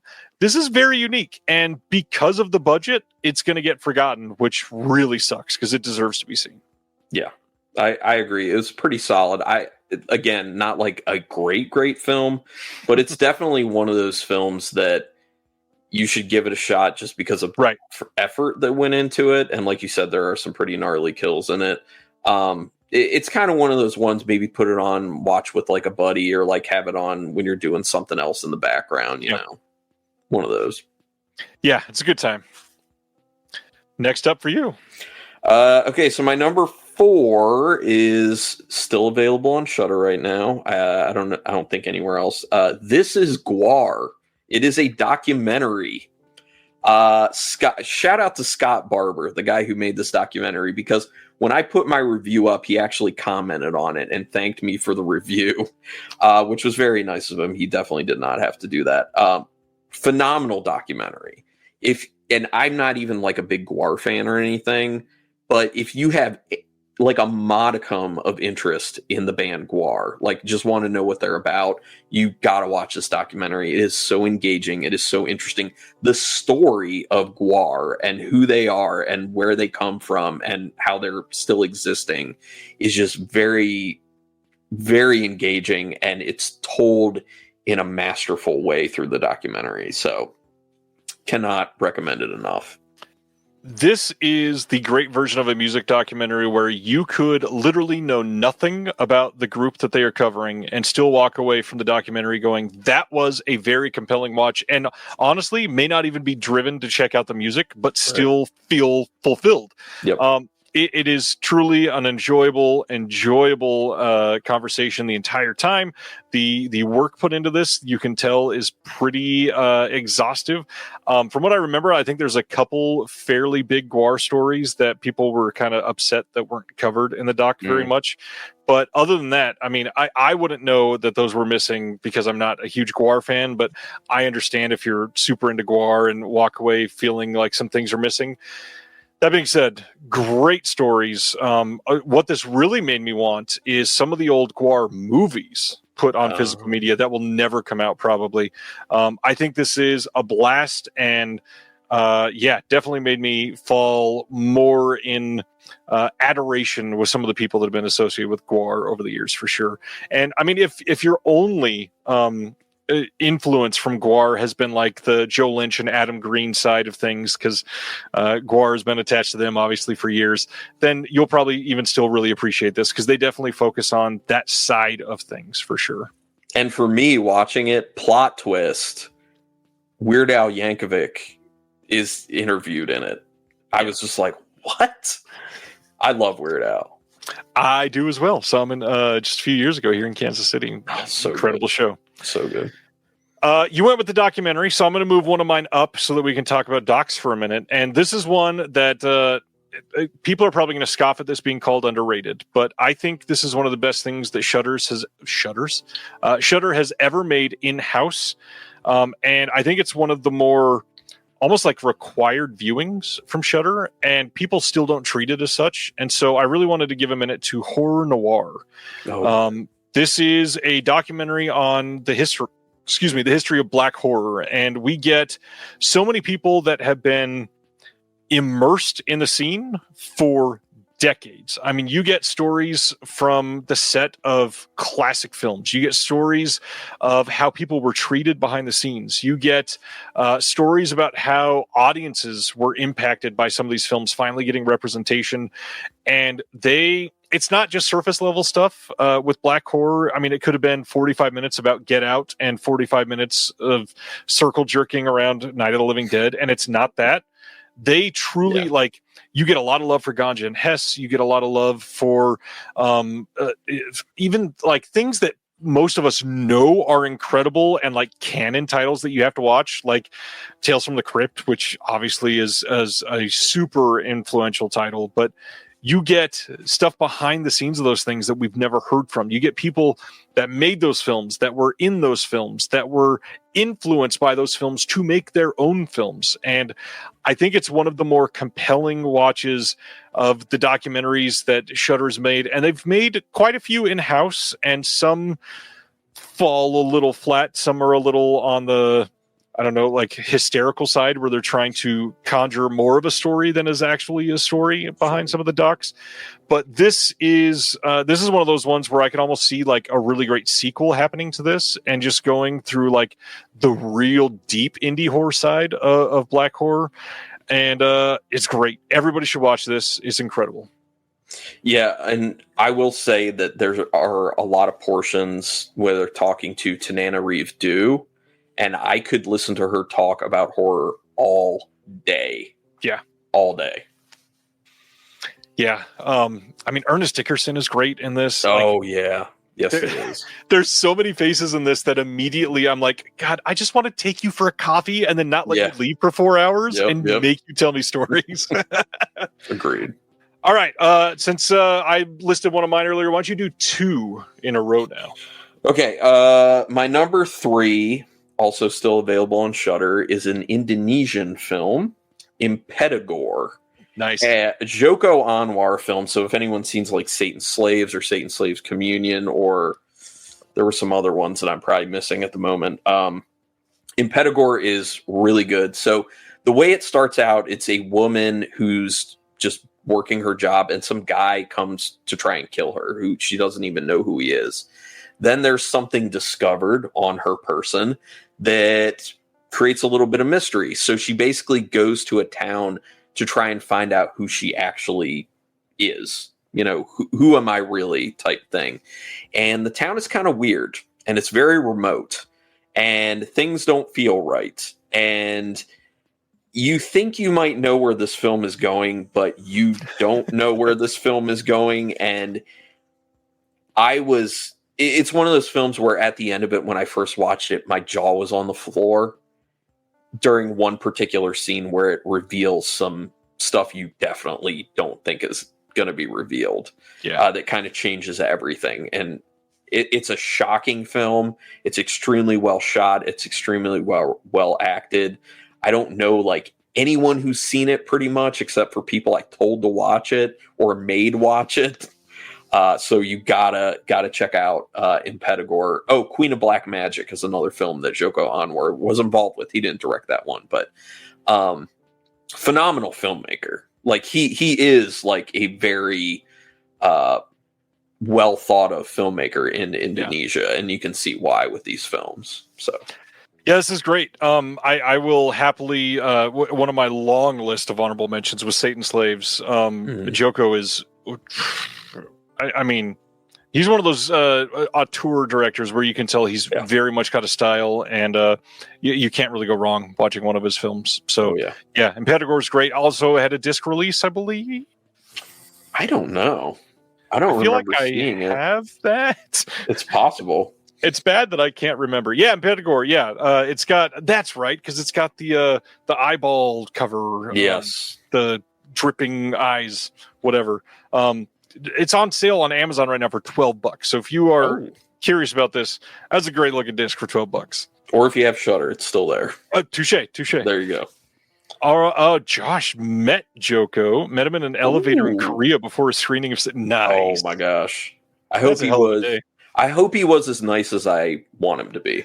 Because his filmmaking is unbelievable. Unbelievable. All right, sir. You're number 2. All right, my number 2, I believe this is a Finnish film. It is Dogs Don't Wear Pants, and this one is still on Shudder. Oh, is this on your list too? On honorable mentions. It's one that I've talked about before, so I didn't want to go too in-depth about it, but incredible. This is such an underrated movie. Yeah, so this one really gave me a lot of feels, to be honest. It made me feel good in the end of the film. It made me feel vulnerable, emotional, bad at times. But it's basically about a guy who loses his wife in a drowning accident in the beginning. And it's about the fallout after that of him not feeling like he even knows who he is anymore, like what his life should be. And he has a daughter, so that relationship isn't working out too well at that point. But then he meets a dominatrix. And through the relationship he forges with this dominatrix in a very dominatrix way, he finds himself, basically, and finds what he needs in life. And it becomes kind of touching in a really messed up way. But there is a scene in this film in particular that speaks to, if you let certain scenes just breathe, just go on a little bit longer, it'll hit a different way. And it's a scene, it's very early on. It's after he, sometime after he had lost his wife. He's in the bedroom, laying on the bed, and he's masturbating with his wife's underwear on his face. And at first, it just looks so goofy and funny, and it's just like, oh, dude, there's this dude whacking off with underwear on his face. But then they stick with it, and then he starts breaking down and crying. And then you're like, oh my gosh, no, this is so sad. Yeah. Like, he misses her. He's trying to, still have some, bit of her around, and he just can't. It's too much. I mean, powerful filmmaking, honestly.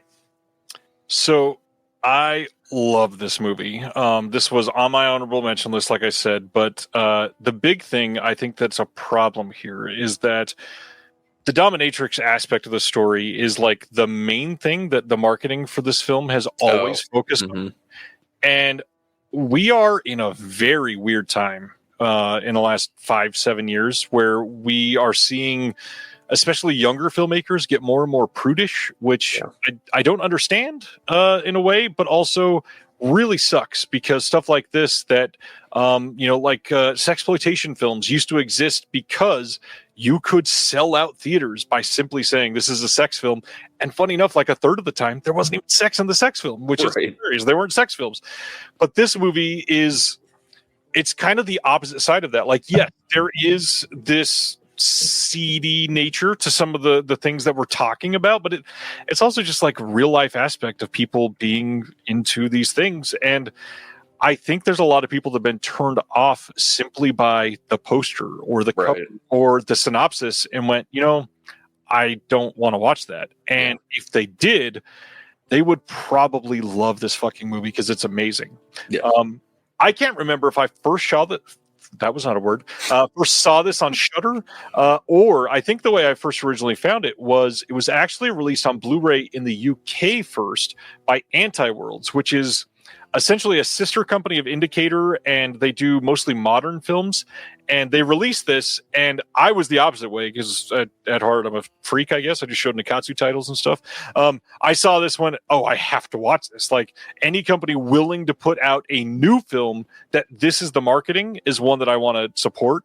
Yeah. And then fell in love with the emotional aspect of this film. It is such I don't know. It's a weird reverse take on the history of sexploitation, where it's one of the main reasons that I was interested in supporting it, but then it was the opposite that won me over. It was everything about this that was just so tender that I appreciated. And as somebody that is very happily married to a woman that I've loved for most of my life, I could not possibly express how much this movie hurts to be relevant in your life and put yourself in somebody else's shoes and find that empathy machine that Ebert so famously referenced. This movie's a masterpiece and doesn't get talked about enough. Yeah. And to kind of what you were saying, for me, the biggest strength of this film is turning out to be something I didn't expect it to be. Yeah. Josh says, I had to buy the US DVD of Dogs Don't Wear Pants because I had a quote from my review on the cover that isn't on any other edition. Nice. You should have that, Josh. Good job. That's not vain. That's just pride. Yeah.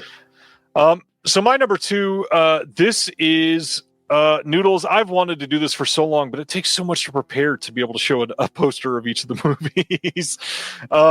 My number 2 is a weird one because just like The Furies, this is not one that I even now think about as loving, but I think this movie took such a unique swing that I don't even remember people talking about this movie when it first got released, and I hope you liked it.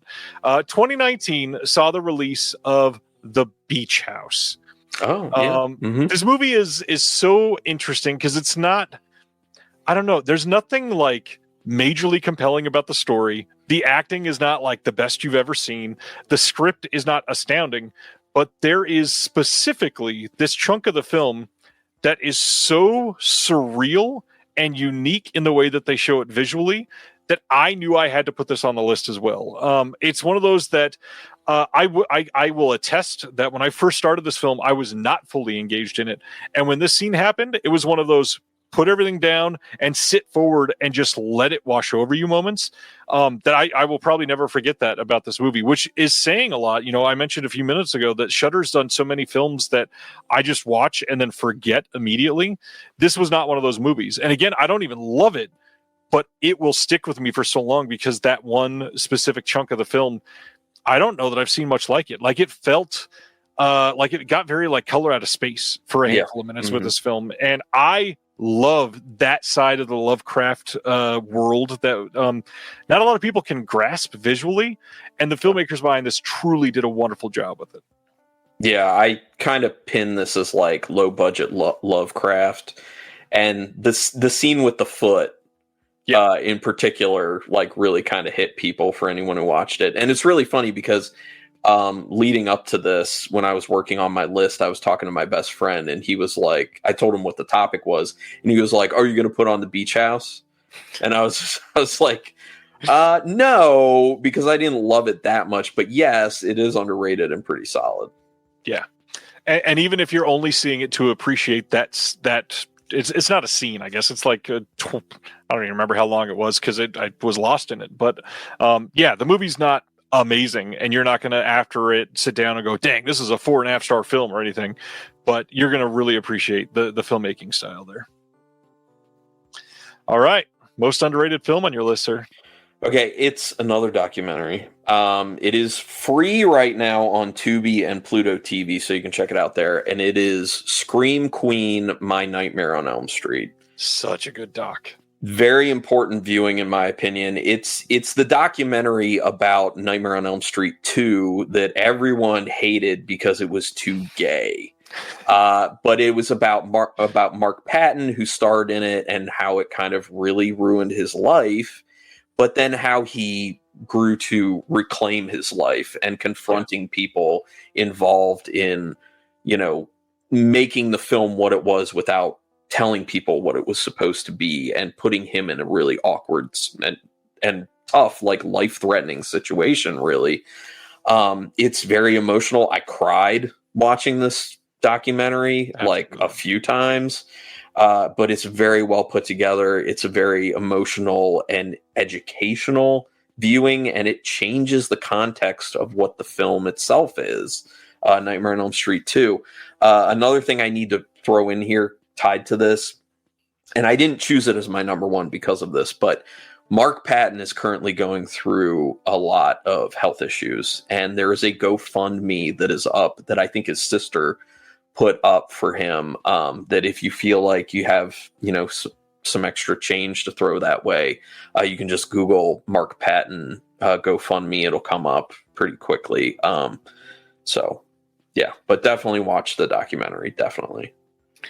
So yes, this documentary is a masterpiece and incredibly important. One of the things that I really wanted to point out here, which not a lot of people are probably going to love to hear, especially if you've been immersed in like the horror scene for years.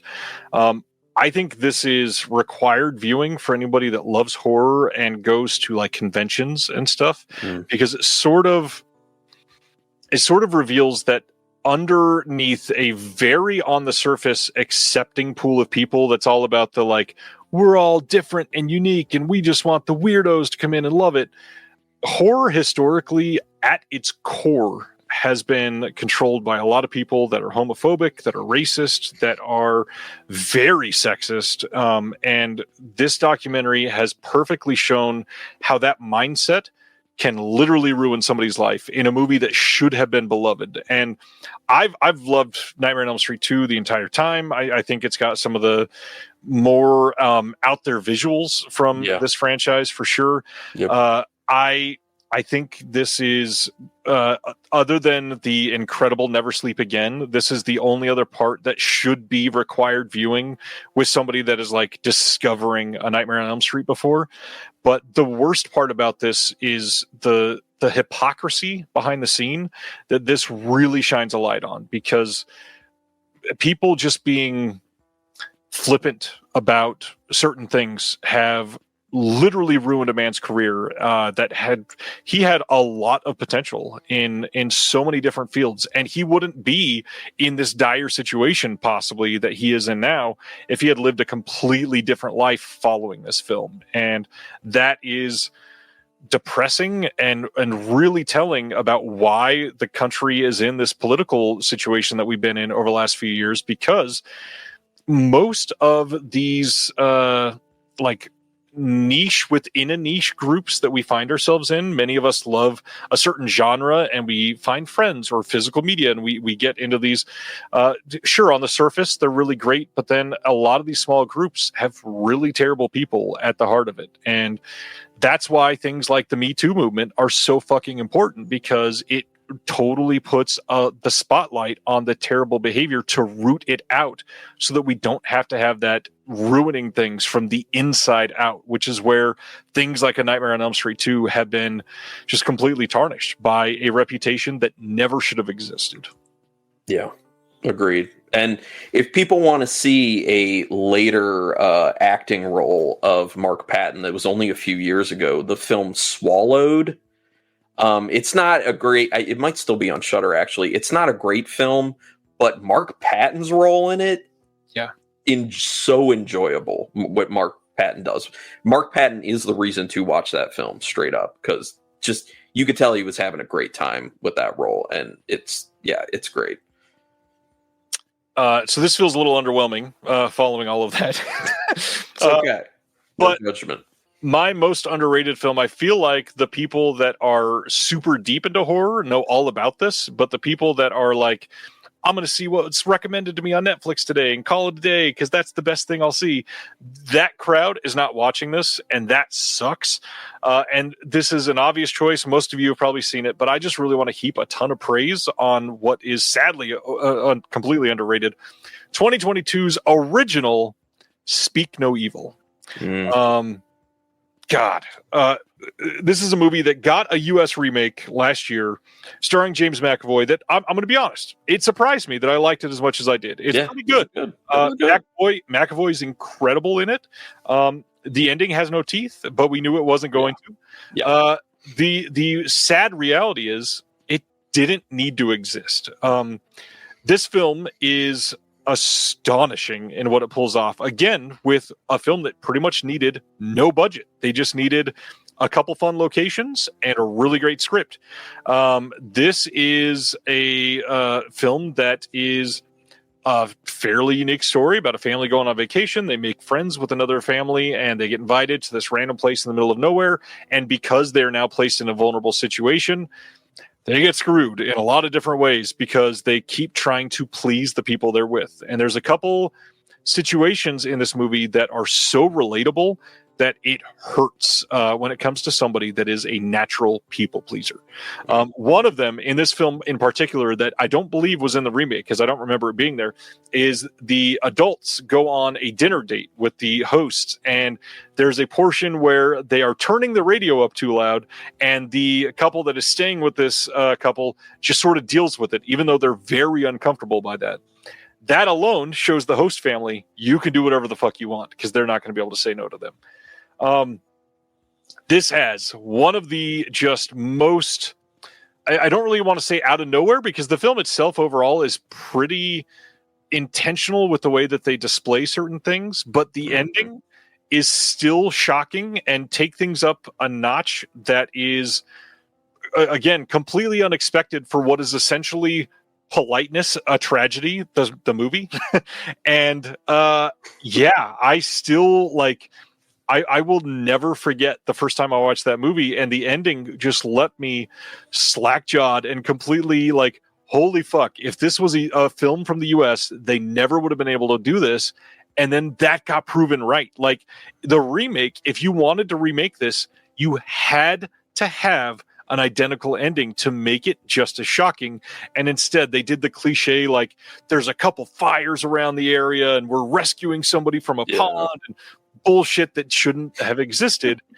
And all of the bite of the first film, pun intended, is lost. And goddamn, the end of that first movie will leave you just completely, I don't know, you feel so depressed after you get done with this movie in a very good way that, this is completely underrated. And people that have never seen this because it's a foreign film or never seen this because there's a US remake, I can just watch that one, will only depress me probably even more than the ending of the original, which is shocking because it's really depressing.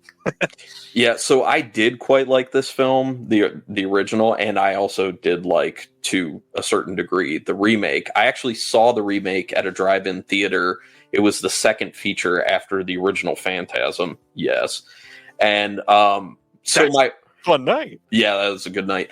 So my wife, who's not into horror but was with me, she stayed up through Phantasm. She's like, I'm going to go to sleep for Speak No Evil. But she started watching it and she couldn't go to sleep because it was so riveting. And she was like, oh, so I had told her ahead of time that like, this is a remake. I saw the remake. It was on Shudder. And I said going into it, I'm like, I guarantee the ending is not going to be the same because they would never, ever, ever, ever do this ending in the United States. And especially James McAvoy. If it was like a no-name actor, there might have been a small chance. Yeah. So throughout the movie, she kept asking me, was that in the original? Was that in the original? And then at the end, after it was done, and she was like, oh, that was good. We're driving away, and I was telling her, okay, well, this is what the actual ending was. And she was like, oh, I'm glad it wasn't that. And I was just like, it's so bleak. Yeah. But like I explained to her, what I like in films is when the filmmaker makes me feel things I don't want to feel. Yes. Because it's uncomfortable and it challenges you and it shows you that the filmmaker knows how to manipulate your emotions, which is what filmmaking should be. Yeah, I agree. It sounds weird to call this one underrated, but I feel like it's still somehow just underseen. And I guess maybe that's a weird distinguishing word to make here, because it's, for most people that have seen it, it is pretty highly lauded, but the vast majority of people just have never given it an opportunity for a multitude of reasons. The reality is Dutch films like this rarely get proper distribution, and we're lucky that this was on Shudder. This still does not have an English-friendly high def release. I think it has an English-friendly DVD overseas, if I remember right. But like, this is a movie that deserves to be seen in HD and properly, subtitled with like a couple extras to give it some context and explain like the tension behind this movie and the unnecessary just feelings that when you watch this movie, you feel disgusting in a couple scenes and wonder why that you are the way that you are. Yeah. Yeah. Any other Shudder titles you want to throw out? No, but I thought you had maybe a few more on our report. I do have a couple others, and I'll pull up a couple here. And of course, I closed the tab right before. One big one that is about to get some more praise that I think is probably a little less underrated, which is why I didn't make the full list, but Hellbender. I really loved. It is from the Addams Family. They've done more than a handful now. They've done like 9 or 10 films together or something like that. I think it's very good. About to get a really great looking Arrow release. I had to pre-order this one because I love a really good witchy story. And this is another group that, kind of like I did with 2 or 3 of mine tonight, I highlighted the fact that low budget doesn't have to mean low quality. And I feel like the Addams Family is like the definition of doing that with every single project they touch. This is good stuff. If you like witch movies, Hellbender is a must. You will probably appreciate it. Another one, and I've named probably 3 or 4 others, so this is probably 5, so I'll stop here. But Scare Me is another one that didn't get a lot of attention. Having interviewed for the channel Josh Rubin, this is one of the things that saw because it had Josh Rubin attached to it, and I expected it to be pretty bad, and it surprised me. It's not terrible. It certainly isn't the highest quality thing that Shudder's ever put out by a country mile, but it's fun. It's a good time, and another one that I feel like gets unnecessary hate. So I think kind of falls squarely in the underrated category on this one. Agreed. Oh, and going back to the Hellbender one, I thought that was a solid film. I liked their film Where the Devil Roams a lot more, though. I will say. I like The Deeper You Dig even more, and I don't think that one was a Shudder original, so I couldn't include that one. This has been really fun. I mean, Shudder's had such a deep catalog. This was tough to narrow down for me. I'm sure you had some struggles on that bus too. Yeah, at one point my list was like 35, 40 movies, so I had to whittle that down. It was tough. That is pretty telling that you can have that many high quality releases that you can list as underrated, that you've done pretty good over the years. That being said, 10 years is a long time to put stuff out, and Shudder has been mostly consistent over that time. That being said, there's been a lot of dog shit titles too. I will be happily honest about that. The Scary of 61st. Oh my God. Hate that movie. Absolutely hate that movie. Carlin, thanks for doing this. This has been a really fun episode. I hope people go subscribe to your channel and follow you on Letterboxd. Go look up Carlin Cook. Anything else you want to shout out for tonight?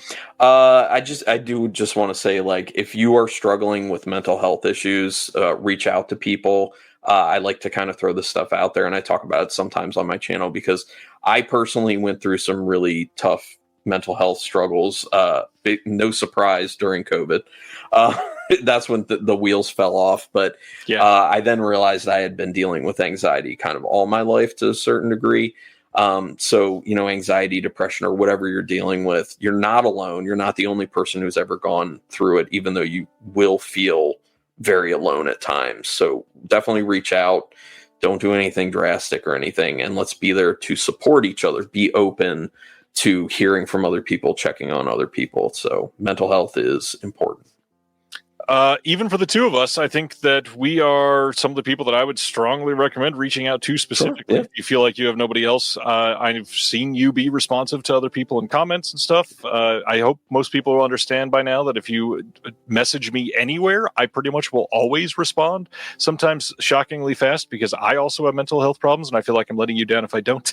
But that being said, we're all here, and I think that this community has turned into something special, and I'm grateful for you being a part of it. Thank you for having me on. I was overjoyed when you asked me to be on. I really was. And I'd come back again. I would do it for sure. All right, we'll have you back. Thanks. Now I'm curious what we're going to cover next time. Appreciate you. Appreciate everybody watching. And look out tomorrow for Brian Usna. It's a hell of an interview. Can't wait. Cool. Have a good night, everybody. Stay safe, and we'll see you next Thursday. Thank you for watching The Disconnected. On the way out, make sure that you are subscribed to the channel, that you've liked the video, and that you've copied the link to be able to share with someone else that may appreciate this.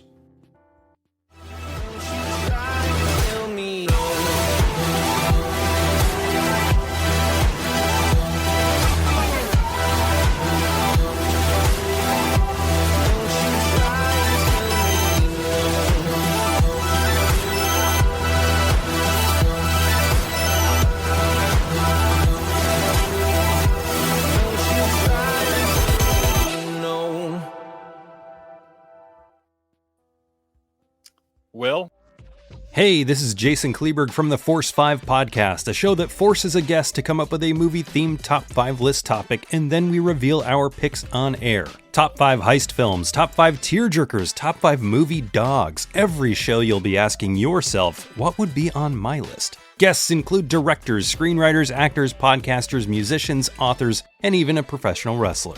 Subscribe to the Force 5 podcast, and you won't just be a listener, you'll be a list nerd. The Force 5 podcast, available wherever you're listening now.